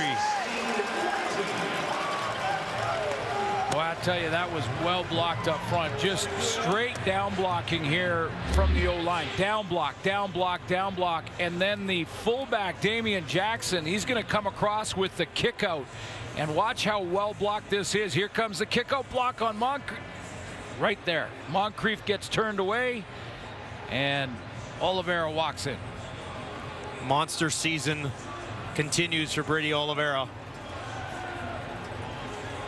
Well, that's when you're an OC, You draw that up, and that's exactly how you hope it looks. Down block, kick out from the fullback, and away you go. Brady Oliveira now just 29 yards away from being the first running back to hit the 1,000-yard mark this season. Nobody else even remotely close at this point. And we'll see how the Riders react. Alford takes it at the 11. Mario Alford looking for some space on the far side of the field. Gets out to the 40. And that is where they will wrap him up, 45. But once again, a nice return from Super Mario, and the Riders start with excellent field position. Yeah, anything over the 40, you're getting your offense in a good position. You've got 2 or 3 first downs for at least field goal. Very important drives right after a score for the opposition. Game and the momentum can go one of 2 ways here. It can go back and forth, or Bombers start to roll. Winnipeg has won 6 in a row against their Regina rivals. Dolagala in trouble, stays on his feet, finds his running back. Jamal Morrow looking for space, near side, and he's got a first down. Not exactly how they drew it up, but it works. Yeah, this was an offensive coordinator. Unlike the touchdown we just showed you when you draw it up and that's exactly where you want it. Well, this one's drawn up as an intermediate throw. Go ahead and run it, guys, because Dolagala's got to make it up now. He wanted that out route down there, didn't like it, pulls it down, bumps into his own guy, sees the check down in Morrow. Morrow makes a couple miss. That's the exact opposite of drawing it up and seeing it executed exactly the way you drew it up. Big Hill and Rose had cracks at him. Dolagala again, this time down the field, and that one is incomplete. It was his running back who he was looking for. Like they brought a little bit of heat up the middle again. 2nd and 10. Yeah, and I don't think Jamal Morrow knew he was the primary target. He came off the line of scrimmage, and Kyrie Wilson was in coverage kind of high on him, and he kind of 3/4 speeded off the line, and Dolagala threw it out there and he couldn't adjust. Riders work from the Bomber 50 late here in the 3rd quarter. They'll hand it off down to the 45. Again, right on that bubble as to where you're either kicking a field goal or going punt here. Or in some cases, some teams and some coaches will actually elect to go for it on 3rd down here. Now Lothar is out there. His season long is from 54. He hasn't missed from inside 51 since week 1. He's going to have to drive this one. This is a long kick. It means it's low coming off the tee. 53-yard attempt from just inside the left hash on Labor Day for Lothar. That one is up, and it is good with room to spare. Brett Lothar remains red hot. 17 straight field goals, and the Riders lead by 5.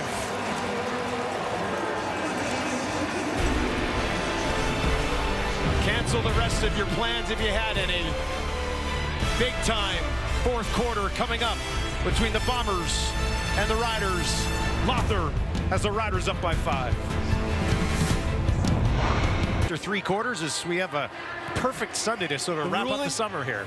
Yeah, absolutely. And hey, happy Labor Day weekend to all Canadians. This stadium's full. We're going to see big crowds tomorrow for Labor Day Monday. And, you know, I know there's thousands of folks watching from their motorhomes. The ruling on the field was a success. Got their makeshift television set up by the lake or wherever. It's that final weekend before the kids go back to school. This is jam-packed sellout here. Lots of blue in the stands too. So hope you're enjoying it, Canada, and thanks for watching.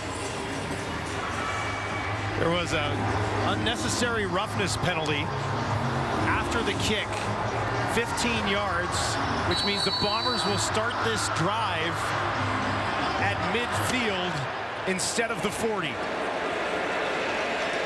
Zach Collaros has to love that. Down by 5. Starting at midfield. There's Kenny Lawler, and he's got it. First catch of the game for 89. Well, Kenny Lawler, by his alignment, moves way inside to give himself the two-way go now. He's got lots of room in the middle, which he always will as if you're wide out even. But he's also got about 30, 35 yards on the outside. So it really keeps Nick Marshall guessing. He played off him. Collaros on the run to his right. Over the middle, drops it in there. Wide open is shown inside the 20. And a quick drive coming together for Winnipeg. Bombers have had most of their success offensively when they move the launch point. When they get Zach Collaros in this game outside, this time it was on his own, just bouncing, negotiating, buy some time, and there's Schoen. This is the area where you go back to 83. As it knows for the end zone. 7 touchdowns on the year for Schoen after 16 as a rookie. Bombers inside the red zone from the Rider 18. Gets it away quickly to Dembski, looking for a block. Dembski makes one man miss and takes it just inside the 10-yard line.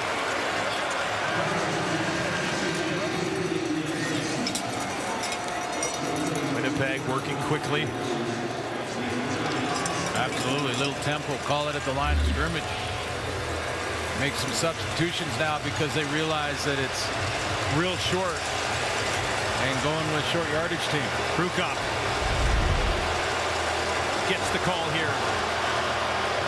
Over the years, they've worked him in passing once in a while. Oh yeah, in these types of situations. Maybe he'll just push ahead here and try to pick up this first down. That's exactly what he does. And he gets the job done effortlessly, really. Great push from that offensive line.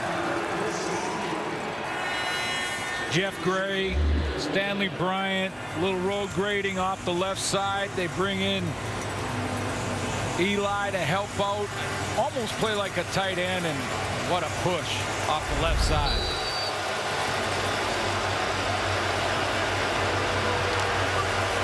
Drive that started at midfield. Quick work for Winnipeg. First and goal from the Rider 6, looking for their first lead of the ball game. Collaros dumps it off. Bailey stays on his feet, at least momentarily. Ford and Henderson are there to wrap him up. First catch of the ball game for Bailey. Yeah, Bailey tried to disguise like he was going to come out here and go out to this open side, but he actually doesn't and shoots out the backside. This is to try and get the Rider defense to over-adjust and react to that open side of the field. They don't play sound football, and it's Jackson Ford, the backup safety that's in for Dalkey, that makes the tackle. Derek Moncrief is down and being tended to. He's been absolutely all over the place in this game so far today. There's a look at Jackson Ford. Second-round draft pick thrown into the game with an injury to Jaden Dalkey. As they look at Moncrief, we'll stick game for Moncrief, who looked okay. He hopped up and ran off the field. A little bit of a stinger there. Bombers down by 5. Working from the Rider 7. Watch Dalkey. Collaros escapes. Sack Jones to the back of the end zone. Too high. Schoen went up for it. Trying to get it to him. Couldn't haul it in.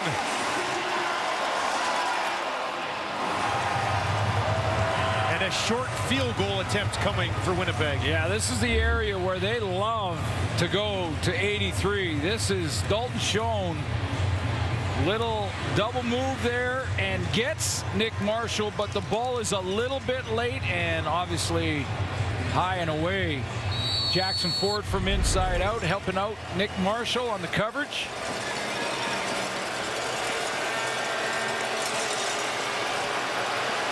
Sergio Castillo, a chip shot here, just shy of 93% so far this season. no problem. And we've got a 2-point ball game at Mosaic. Scan the QR promo code on the screen to get 50% off Crave Premium for your first 3 months and start streaming the best series and latest hit movies on Crave. I'm rewatching Game of Thrones for about the 6th time on Crave right now. Well, we've got a tight ball game here, don't we? Oh, yeah.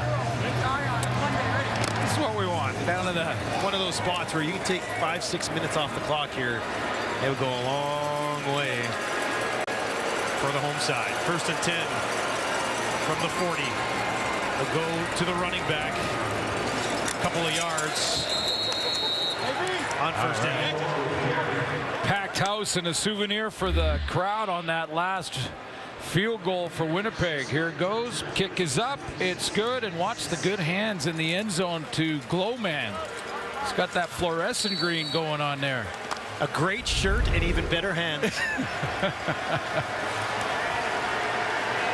2nd and 7. Just over 10 to play.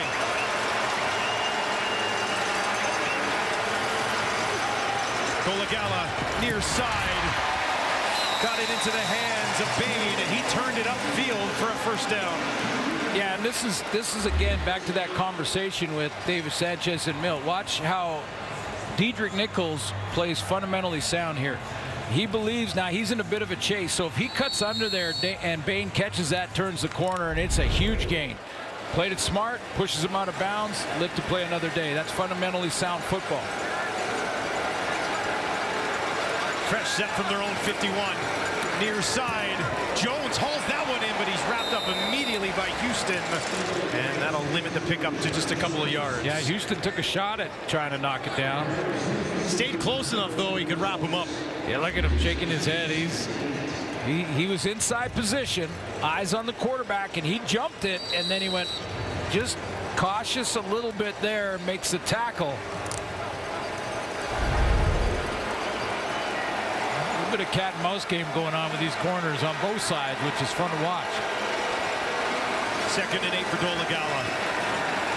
Has time and throws that one incomplete. Miscommunication there with Tevin Jones. Well, they wanted a double move. So because of what Demario Houston's been doing, cutting under a couple of plays, they go back to that, and this time they try to get Tevin Jones on a double move. So make him jump it, try and get him up, and then he didn't bite. He didn't bite on it, so Dolagala threw it back shoulder.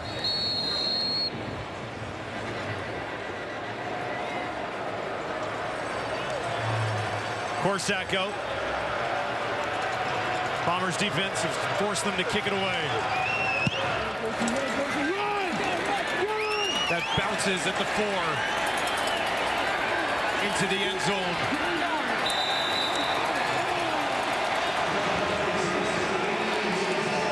No yards.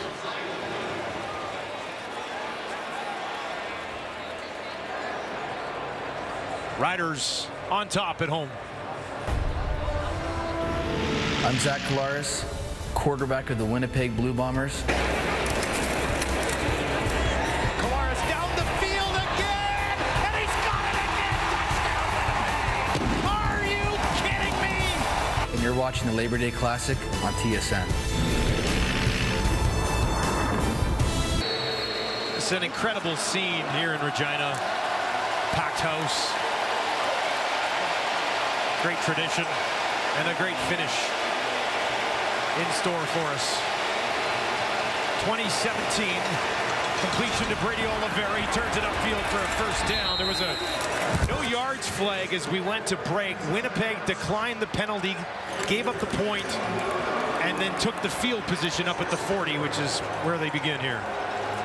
Yeah, and so much time left. You know, you still don't. You're not giving up the 4th point. So a tie still extends the game with the field goal.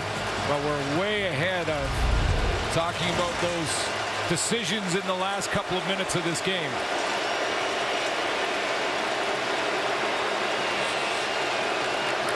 Crowd at Mosaic trying to crank it up a notch here. They'll give it to Dembski. Dembski turns it upfield, finds some room. And is wrapped up. Pretty good tackle there by the rookie Ford to stop him just shy of a first down. Just two outstanding play calls from Buck Pierce. Plays we haven't seen in this game tonight. Seen it before for the Bombers. This fly sweep underneath to Nick Dembski. That first one, they had Lawler and Schoen going full speed down the field and got Brady Oliveira out of the backfield with lots of space. And this time it's Dembski's turn on the second play. Big boys in. Jordan Prukop to pick up the yard they need. Straight ahead again. One of these times I kind of expect him to emerge on the other side of the pile. Well, he goes off that left side, and that's Stanley Bryan and Jeff Gray, and he's done that twice now. And they needed 2, he gets 4.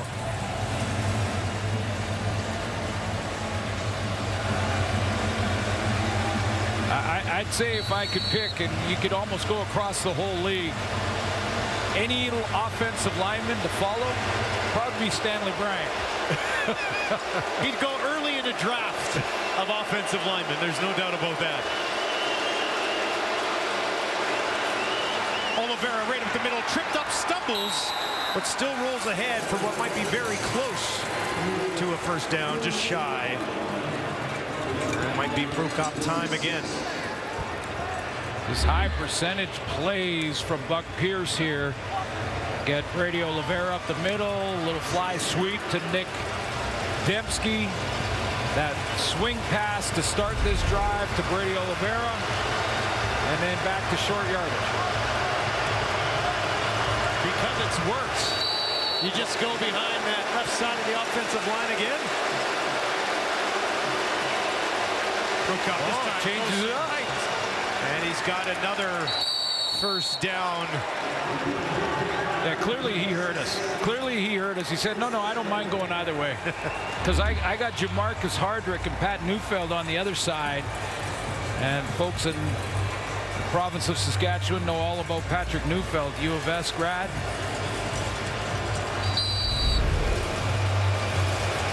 Winnipeg.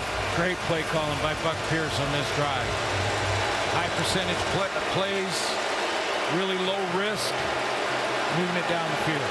Winnipeg driving here, down 3.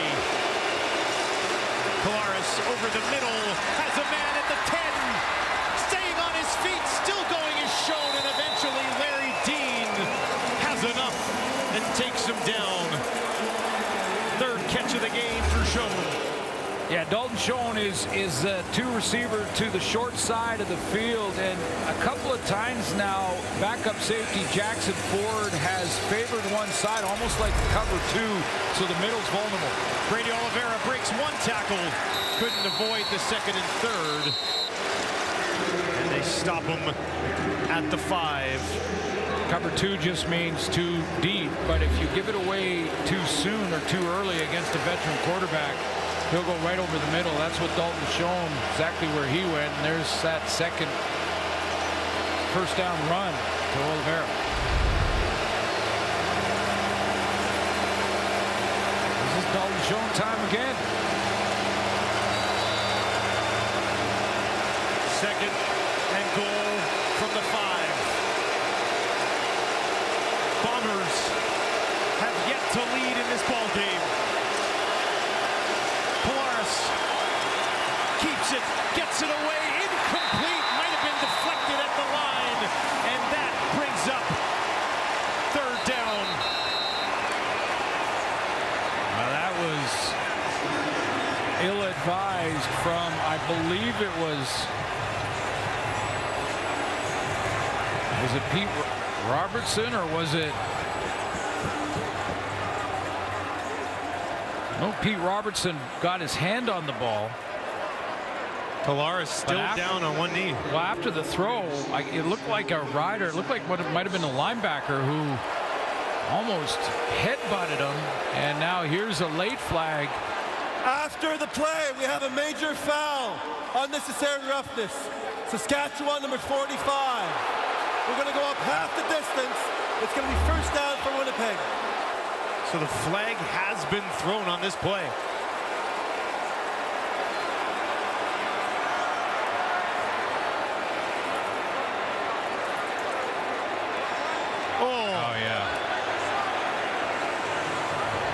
That's going to get called every time. That's just a bad decision by Pete Robertson. That is made the play, got his hand on it, and then that is an all-time bad decision from Robertson, considering everything was good. And now the injury spotter is going to take Zach Collaros out of the game, which he doesn't like, but that's the right thing to do. Because he was slow to get up. At any indication that you might be under distress, you're going to be pulled out whether you like it or not. So he has to sit out 3 plays and be examined on the sideline, at least 3. But you're right. Terrible decision by Pete Robertson. There's bad decisions, and then there's that decision. Winnipeg was likely going to take a field goal to tie this game. Instead, it's completely turned. 1st and goal from the 3. Boy, that's a play that'll be talked about for a long time. This is somewhat Brew Cup territory here anyway for Winnipeg, with Zach being taken out of the game. 1st and goal from the Rider 3. Brady Oliveira trying to find some space, pushing ahead, and he will. He gets home, Brady Oliveira. 2nd one today. And for the first time in this game, Winnipeg has the lead. You know, we talked about it, and Brett talked about it from the sideline, that Saskatchewan Roughriders and Craig Dickinson had worked really hard in the offseason and in training camp and throughout the first half of this season to eliminate bad decisions that cost your team in the penalty department. And Pete Robertson just forgot about it. Brain cramp.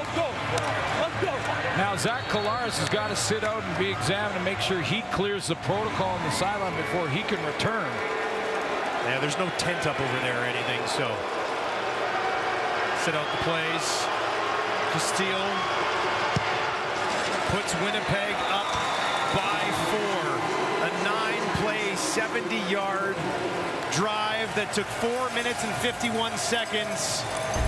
But it looked like the Riders were going to hold them to a field goal until Pete Robertson lost his mind. Wow, a Labor Day not so classic.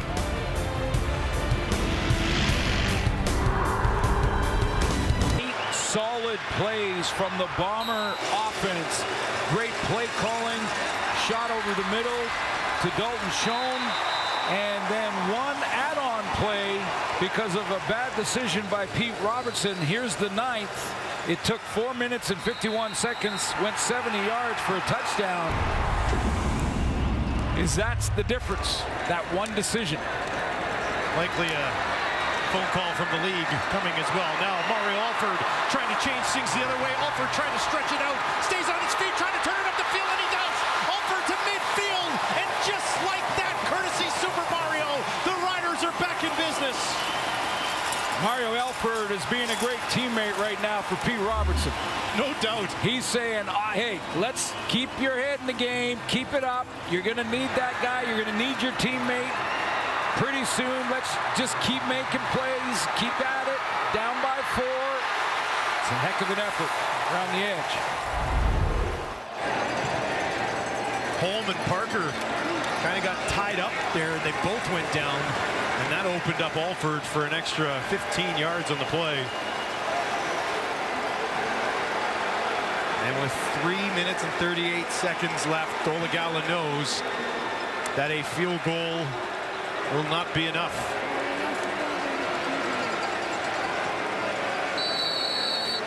He's 14 of 26, 231 yards passing. Thrown to the fire here. Bombers bring some pressure. Dolegala, high pass.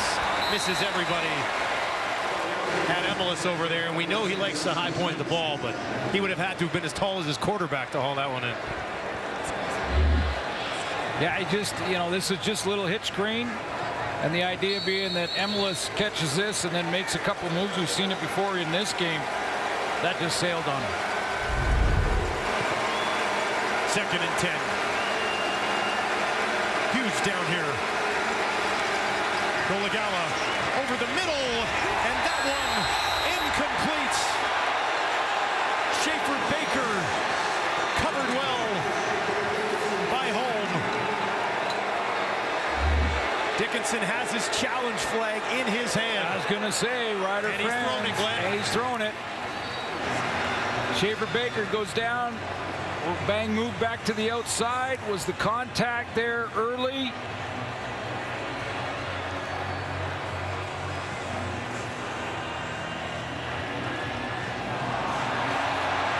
Was that hand holding the hip down? Not allowing him to jump. Did the hand, the left hand? Saskatchewan is challenging the ruling on the previous play. They believe there should have been pass interference. The play will be reviewed.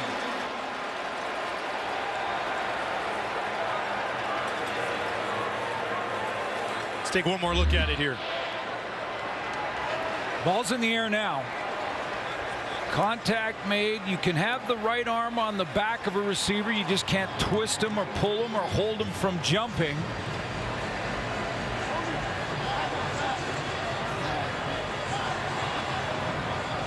It's close, isn't it? Yeah, that's a tough one. That's a real close one. I mean, the contact's made early. It's got to be determined by the command center if home didn't allow Schaefer Baker to jump. Was his process going up stalled by the contact, basically, right? Yeah, here's his route, Dustin. He's going to go in there and then back out to the outside. And he's able to run his route. There's no interference prior to the ball. Now the ball's in the air. It's just a matter of, was the contact early and did it not allow him to fully extend? That one's very close. I would not want to be in the command center making this call right now. Because you're right, Glenn. It's a split second. It's a timing thing, isn't it?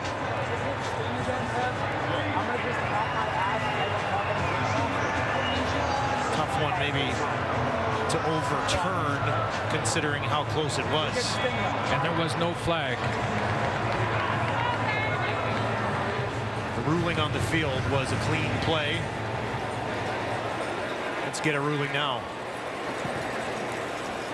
Upon further review, the ruling on the field stands. Saskatchewan loses their challenge and their last team timeout. It's third down.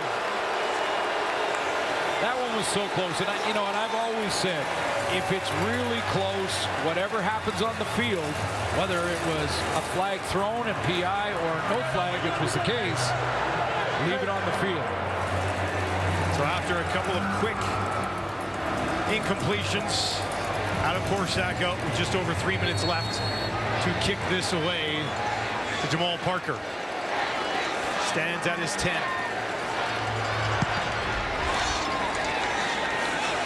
Parker will watch it bounce. And that one will trickle into the end zone. And he will once again take a knee. Less than 3 minutes to play. It's a big point. All of a sudden, it's just a 3-point game. From the sideline, as his team with just a 3-point cushion. Well, that's a big point to give up. A little surprised the Bombers did that. They get better field position, but now a field goal would tie it. They're probably thinking their offense seals it away. They'll hand it off. Brady Oliveira found a little bit of space. They get about 3 yards on this first down carry.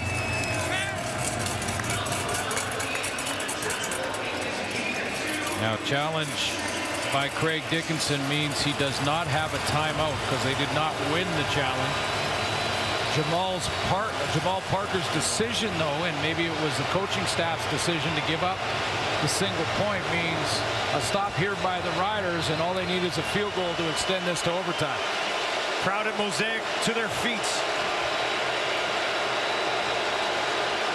2nd and 7 for Collaros. Gets it away. Marshall knocks it down. He was looking for Lawler in the veteran corner. Bats it away. 3rd and 7 for Winnipeg. Sometimes you jump a route, sometimes you take a chance, and sometimes you play good, solid technique and get the knockdown going to the right shoulder, the proper break on the ball, and Nick Marshall plays that one. Sound fundamentals. Comes back on maybe the key play of the game here. We'll see what Dolegala can do and what this Bomber defense has dialed up for him here, but they're going to get the ball back. Osha's holding his challenge flag on the far sideline as well, but thought better of it. Jamison Sheen kicks it away. Mario Alford takes it just inside the 20. Alford back to the 30, stays on his feet along the far sideline, and they will mark him out at the 40-yard line with $1:56 on the clock. Yeah, now with 2 minutes, you're not necessarily, you can get a couple of chunk plays here and maybe take a shot at the end zone in regulation, but goal now for Jake Dolegala, run the offense, and field goal position is 30 yards away. You've got a kicker who's 4 for 4 tonight and hit one from 53. Keep that in mind. 1st and 10 for the Riders from their own 40. Dolegala over the middle, incomplete, looking for Stearns. Felt the heat from the Bombers, got it away, but Jareth Stearns could not hang on. Brandon Alexander, the safety, he was flying downhill to either make the hit, the interception, or the play there. And I think Stearns felt it coming.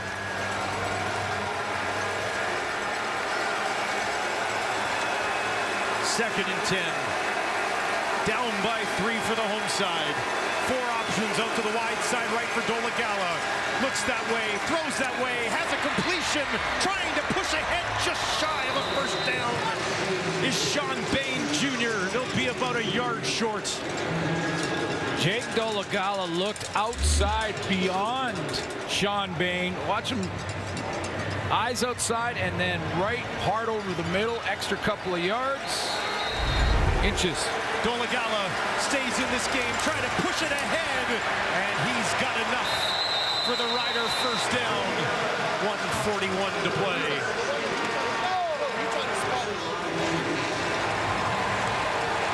No Pipkin in that time.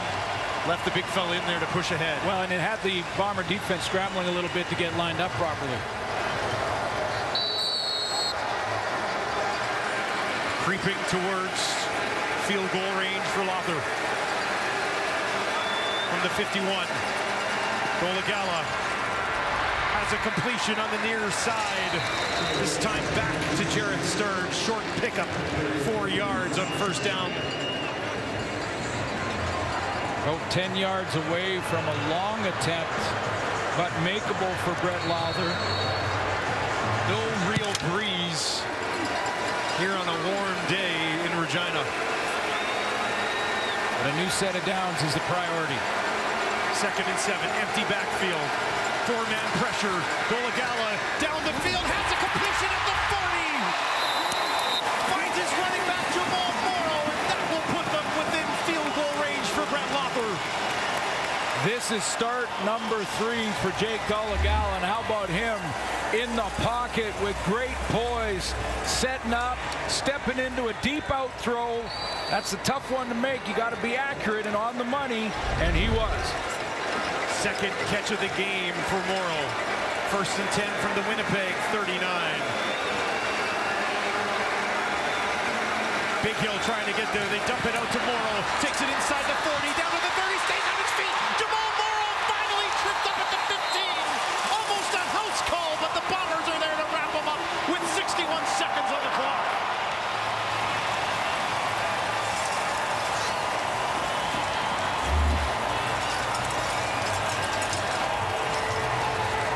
Great touch to give Jamal Morrow the ball out in front of him so he can start thinking about where he's going with it, and he takes advantage. The Riders aren't just thinking field goal. 50 seconds on the clock. They're looking to get the lead back. 1st and 10 from the Winnipeg 15. Dolegala pressure, gets it away, has a completion on the far side. Found Bain, tackled almost immediately by DeMario Houston. 37 seconds to play. Now the Riders can get a first down without scoring. This isn't second and goal. Timeout. Winnipeg. Bombers going to get a timeout, give their defense a bit of a breather. A little bit of a reset here. What a drive from Jake Dolegala in his third career starts on this stage against this defense, and he has marched the Riders within striking distance. Richie Hall, defensive coordinator. Does he dial up full blitz and see if Jake Dolegala can recognize it, take the hot route? Does he play press man with... They got to hurry. Got to get out there. Clock ticking down. How can you not love this? Dolegala batted down. Hung up there for a moment. But that will bring up third down. It was Kyrie Wilson who got in his face. Just they had to hustle. He's coming from the left here to get the knockdown, Wilson. But just the fact that I think the Saskatchewan Roughriders offensively a little late getting back on the field. They were down to 2 seconds on the play clock. He was running back out with 14 seconds on the play clock. Yeah, they just kind of misjudged that, and because that, a rush throw wasn't able to sit there, and now see if they can tie it up. Lother hammers it through, and we are dead locked at 24 with 31 seconds on the clock. Riders and Bombers living up to the hype. How big was the Jamal Parker decision? I'd say pretty significant. To give up a single point when they had a 4-point lead. But the Bombers now, they have in the return game, get up around midfield. You've got maybe 2 plays to get in field goal range yourself, but they'll need a return to get it done. Now, did the Riders squib kick this, hit it hard along the ground? Lother, by the way, 5 for 5 this evening. Plus the onside kick to start the game. That's true. And he executed that perfectly. So Greg McCray will be back to return here. Half a minute to go. Lother hammers this one. McCray takes it cleanly at the 12. McCray just shy of the 30 before he's taken down by Thomas Bertrand-Hudon. Now keep in mind that Jaden Dahlke left this game. They've got their backup, hasn't had a lot of playing time in Jackson Ford. Great kid, had a great camp. U of R product. Does Collaros go right over the middle if he's playing off because he's so young? Trying to get the call in there now. He's already lined up pretty deep around the 47-yard line. Near impossible to hear with this crowd. It's like they got too deep. Play man underneath. Winnipeg starts in their own 29. Collaros with time, heaves one down the field. Incomplete. Looking for Dembski in the triple coverage, and he couldn't get it. And you know who makes the play? It's Jackson Ford coming from that deep outside half. He's the third receiver here, and he's going to layer across, all the way across the face of the deep defender. So it's 2-man underneath, meaning Derek Moncrief is in chase, but he's beat. And the safety, the deep man, Jackson Ford, comes across and disrupts the play. Knocks it down, gets in the way of Dembski. Incomplete. 20 seconds to work with. Collaros just 12 completions today. They'll hand it off. Brady Oliveira tripped up just outside the 30. And that will bring up third down. Well, the reason for that play is in cover 2 man. Everybody is manned up, so you don't get much help in the tackling of a running back from your DBs and linebackers, really. They're all manned up with 2 guys over the top. So that's why you try and run the ball there. Didn't work because the D-line took care of it. Overtime. Yes, sir. is on the way at Mosaic.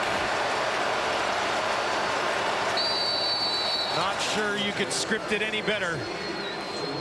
We are tied at 24. You'd be crazy to change the channel. A maximum of 2 mini games. Each team scrimmages from the 35-yard line going in. Touchdown, you have to go for 2. This is going to be fun, isn't it? Okay, guys, this is a coin we're going to use. It's your choice. Saskatchewan logo is tails. League logo is heads. Heads. Heads is a call, Mike. Heads is a call. Heads is a call. It's a heads. You can choose. You want to play defense. You want to play defense first? Which side do you want? You want to go this way?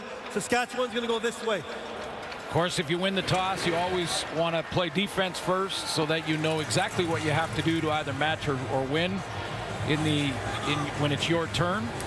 Each team will get that shot. If they're tied after the first try, they switch ends, go back to the other end. It'll be Jake Dolegala first on offense. But I loved at the coin toss where Ben Major said the Rider logo is tails. There is no way Adam Bighill was taking tails with the Rider logo as tails. Zip. Zero chance. No shot he was taking tails. Well, another early test in the career of Jake Dolegala. Mini game number 1. Here we go. Overtime. Labor Day weekend between the Bombers and Riders. Dolegala wants to throw, gets it away, far side, going up, trying to get it was Emelis. Batted away neatly by Winston Rose. Good sound play by Winston Rose here. He's just playing off, not allowing the big play. The ball was a little late coming out. If it was a little earlier, Sam Emelis sits down there. He has a catch. They'll do it again. 2nd and 10. Dolegala gets it away just in time. Complete far side. Emelis, this time he has it, hangs on. And will eventually be tied up just outside the 20, right back to 19 in green and white. You know, defensively, you're trying to not give up the big play, and this time it's just a quick out rather than the hit screen from Emelis. Timing out right up to the marker, bang into the inside, and then straight out towards the sideline. Fresh set of downs for the Riders offense from the Winnipeg 22. Over 300 passing yards for Jake Dolegala. Looks for more here. Gets it away again. Tucks it into the 10 towards the end zone. Stopped just short. Jamal Morrill, was that close? It's got to be a special overtime play from Kelly Jeffrey to get Morrow out of the backfield and then shoot him down the middle. He releases like he's going to run a swing pass and then cuts across the face of his linebacker. First down, the 1-yard line. Or the ruling on the 1. Let's take a look and see if the ball crossed the plane. And I think the knee's down. That's a good call by the official. Ball did not cross the plane of the white stripe. Pipkin time.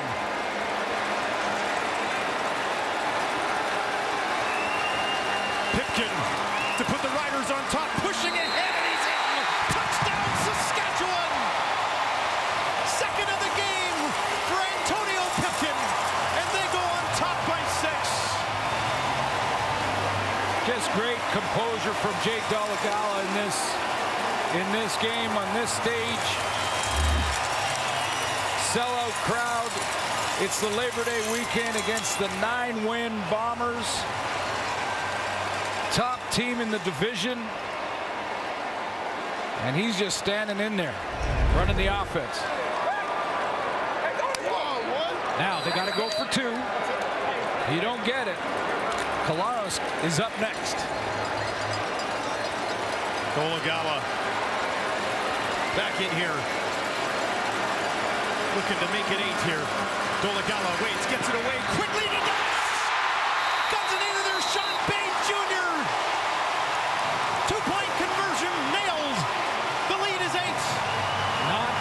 unfazed. This reaction from Dolegala. Watch it. He's going to throw this dart to the out. Right on the outside hip. Tremendous accuracy there. Perfect throw. It absolutely was. And after going up by 8 in the first overtime mini game, Dolegala walked off like it was just started. This is the guy who beat the Lions in his first start of this season. Now he's on top against the Bombers. Crowds at their feet. Collaros to the field. Empty backfield. Zach down the field. Far side. Look into the end zone. Got it. Are you kidding me? Kenny Lawler immediately strikes, and Winnipeg wastes no time at all. Talk about accuracy in the throw. Come on. Get out of here. Lawler on the outside. Down the sideline on Nick Marshall. He gets an inside release. Or excuse me, Jeremy Clark. An inside release. And that allows him to block out Clark as he goes down the field, but the accuracy on the throw as good as it gets. Have to have two. 32-30, the Riders lead. Can their defense come up with a memorable stop here?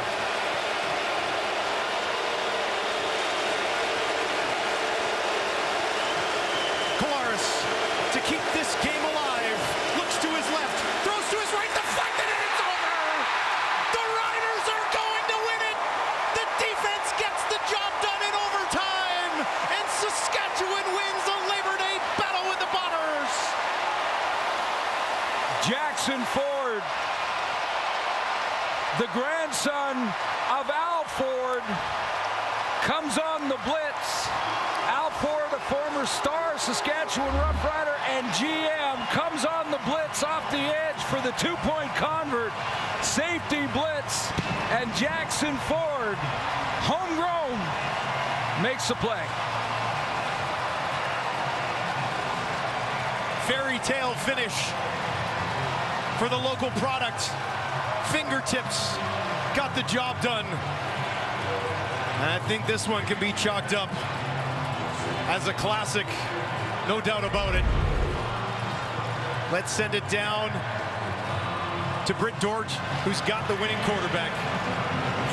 Jake, well, I don't think you could have drawn it up any better for a win here, and the emotions you're probably feeling this moment, but describe what you are feeling after that one. It's joy. Obviously, going into overtime on a Labor Day Classic, I mean, you can't dream it up any better. We played a hell of a team today. They fought us tough, but we came out on top. In that fourth quarter there, when you guys went down and it felt like it might have been going in Winnipeg's favor, what did you guys have to do to come back here? We just stayed grounded, knew we had it in us. We executed what we need to, and we got the job done. Now you have 2 wins in a row. This is your second as a starter. You're going to play Winnipeg again next week in their house. Yep. What do you expect from that matchup? I expect the same thing, just a battle for 60 minutes. But holy crap, I'm going to go celebrate this one. Well, congratulations on the win. Go celebrate. Back up to Dustin and Suits. Holy crap indeed. Yeah. One more look at the game clincher from that man. Yeah, earlier in this second half, Jaden Dahlke went down to injury, and Jackson Ford came off the bench.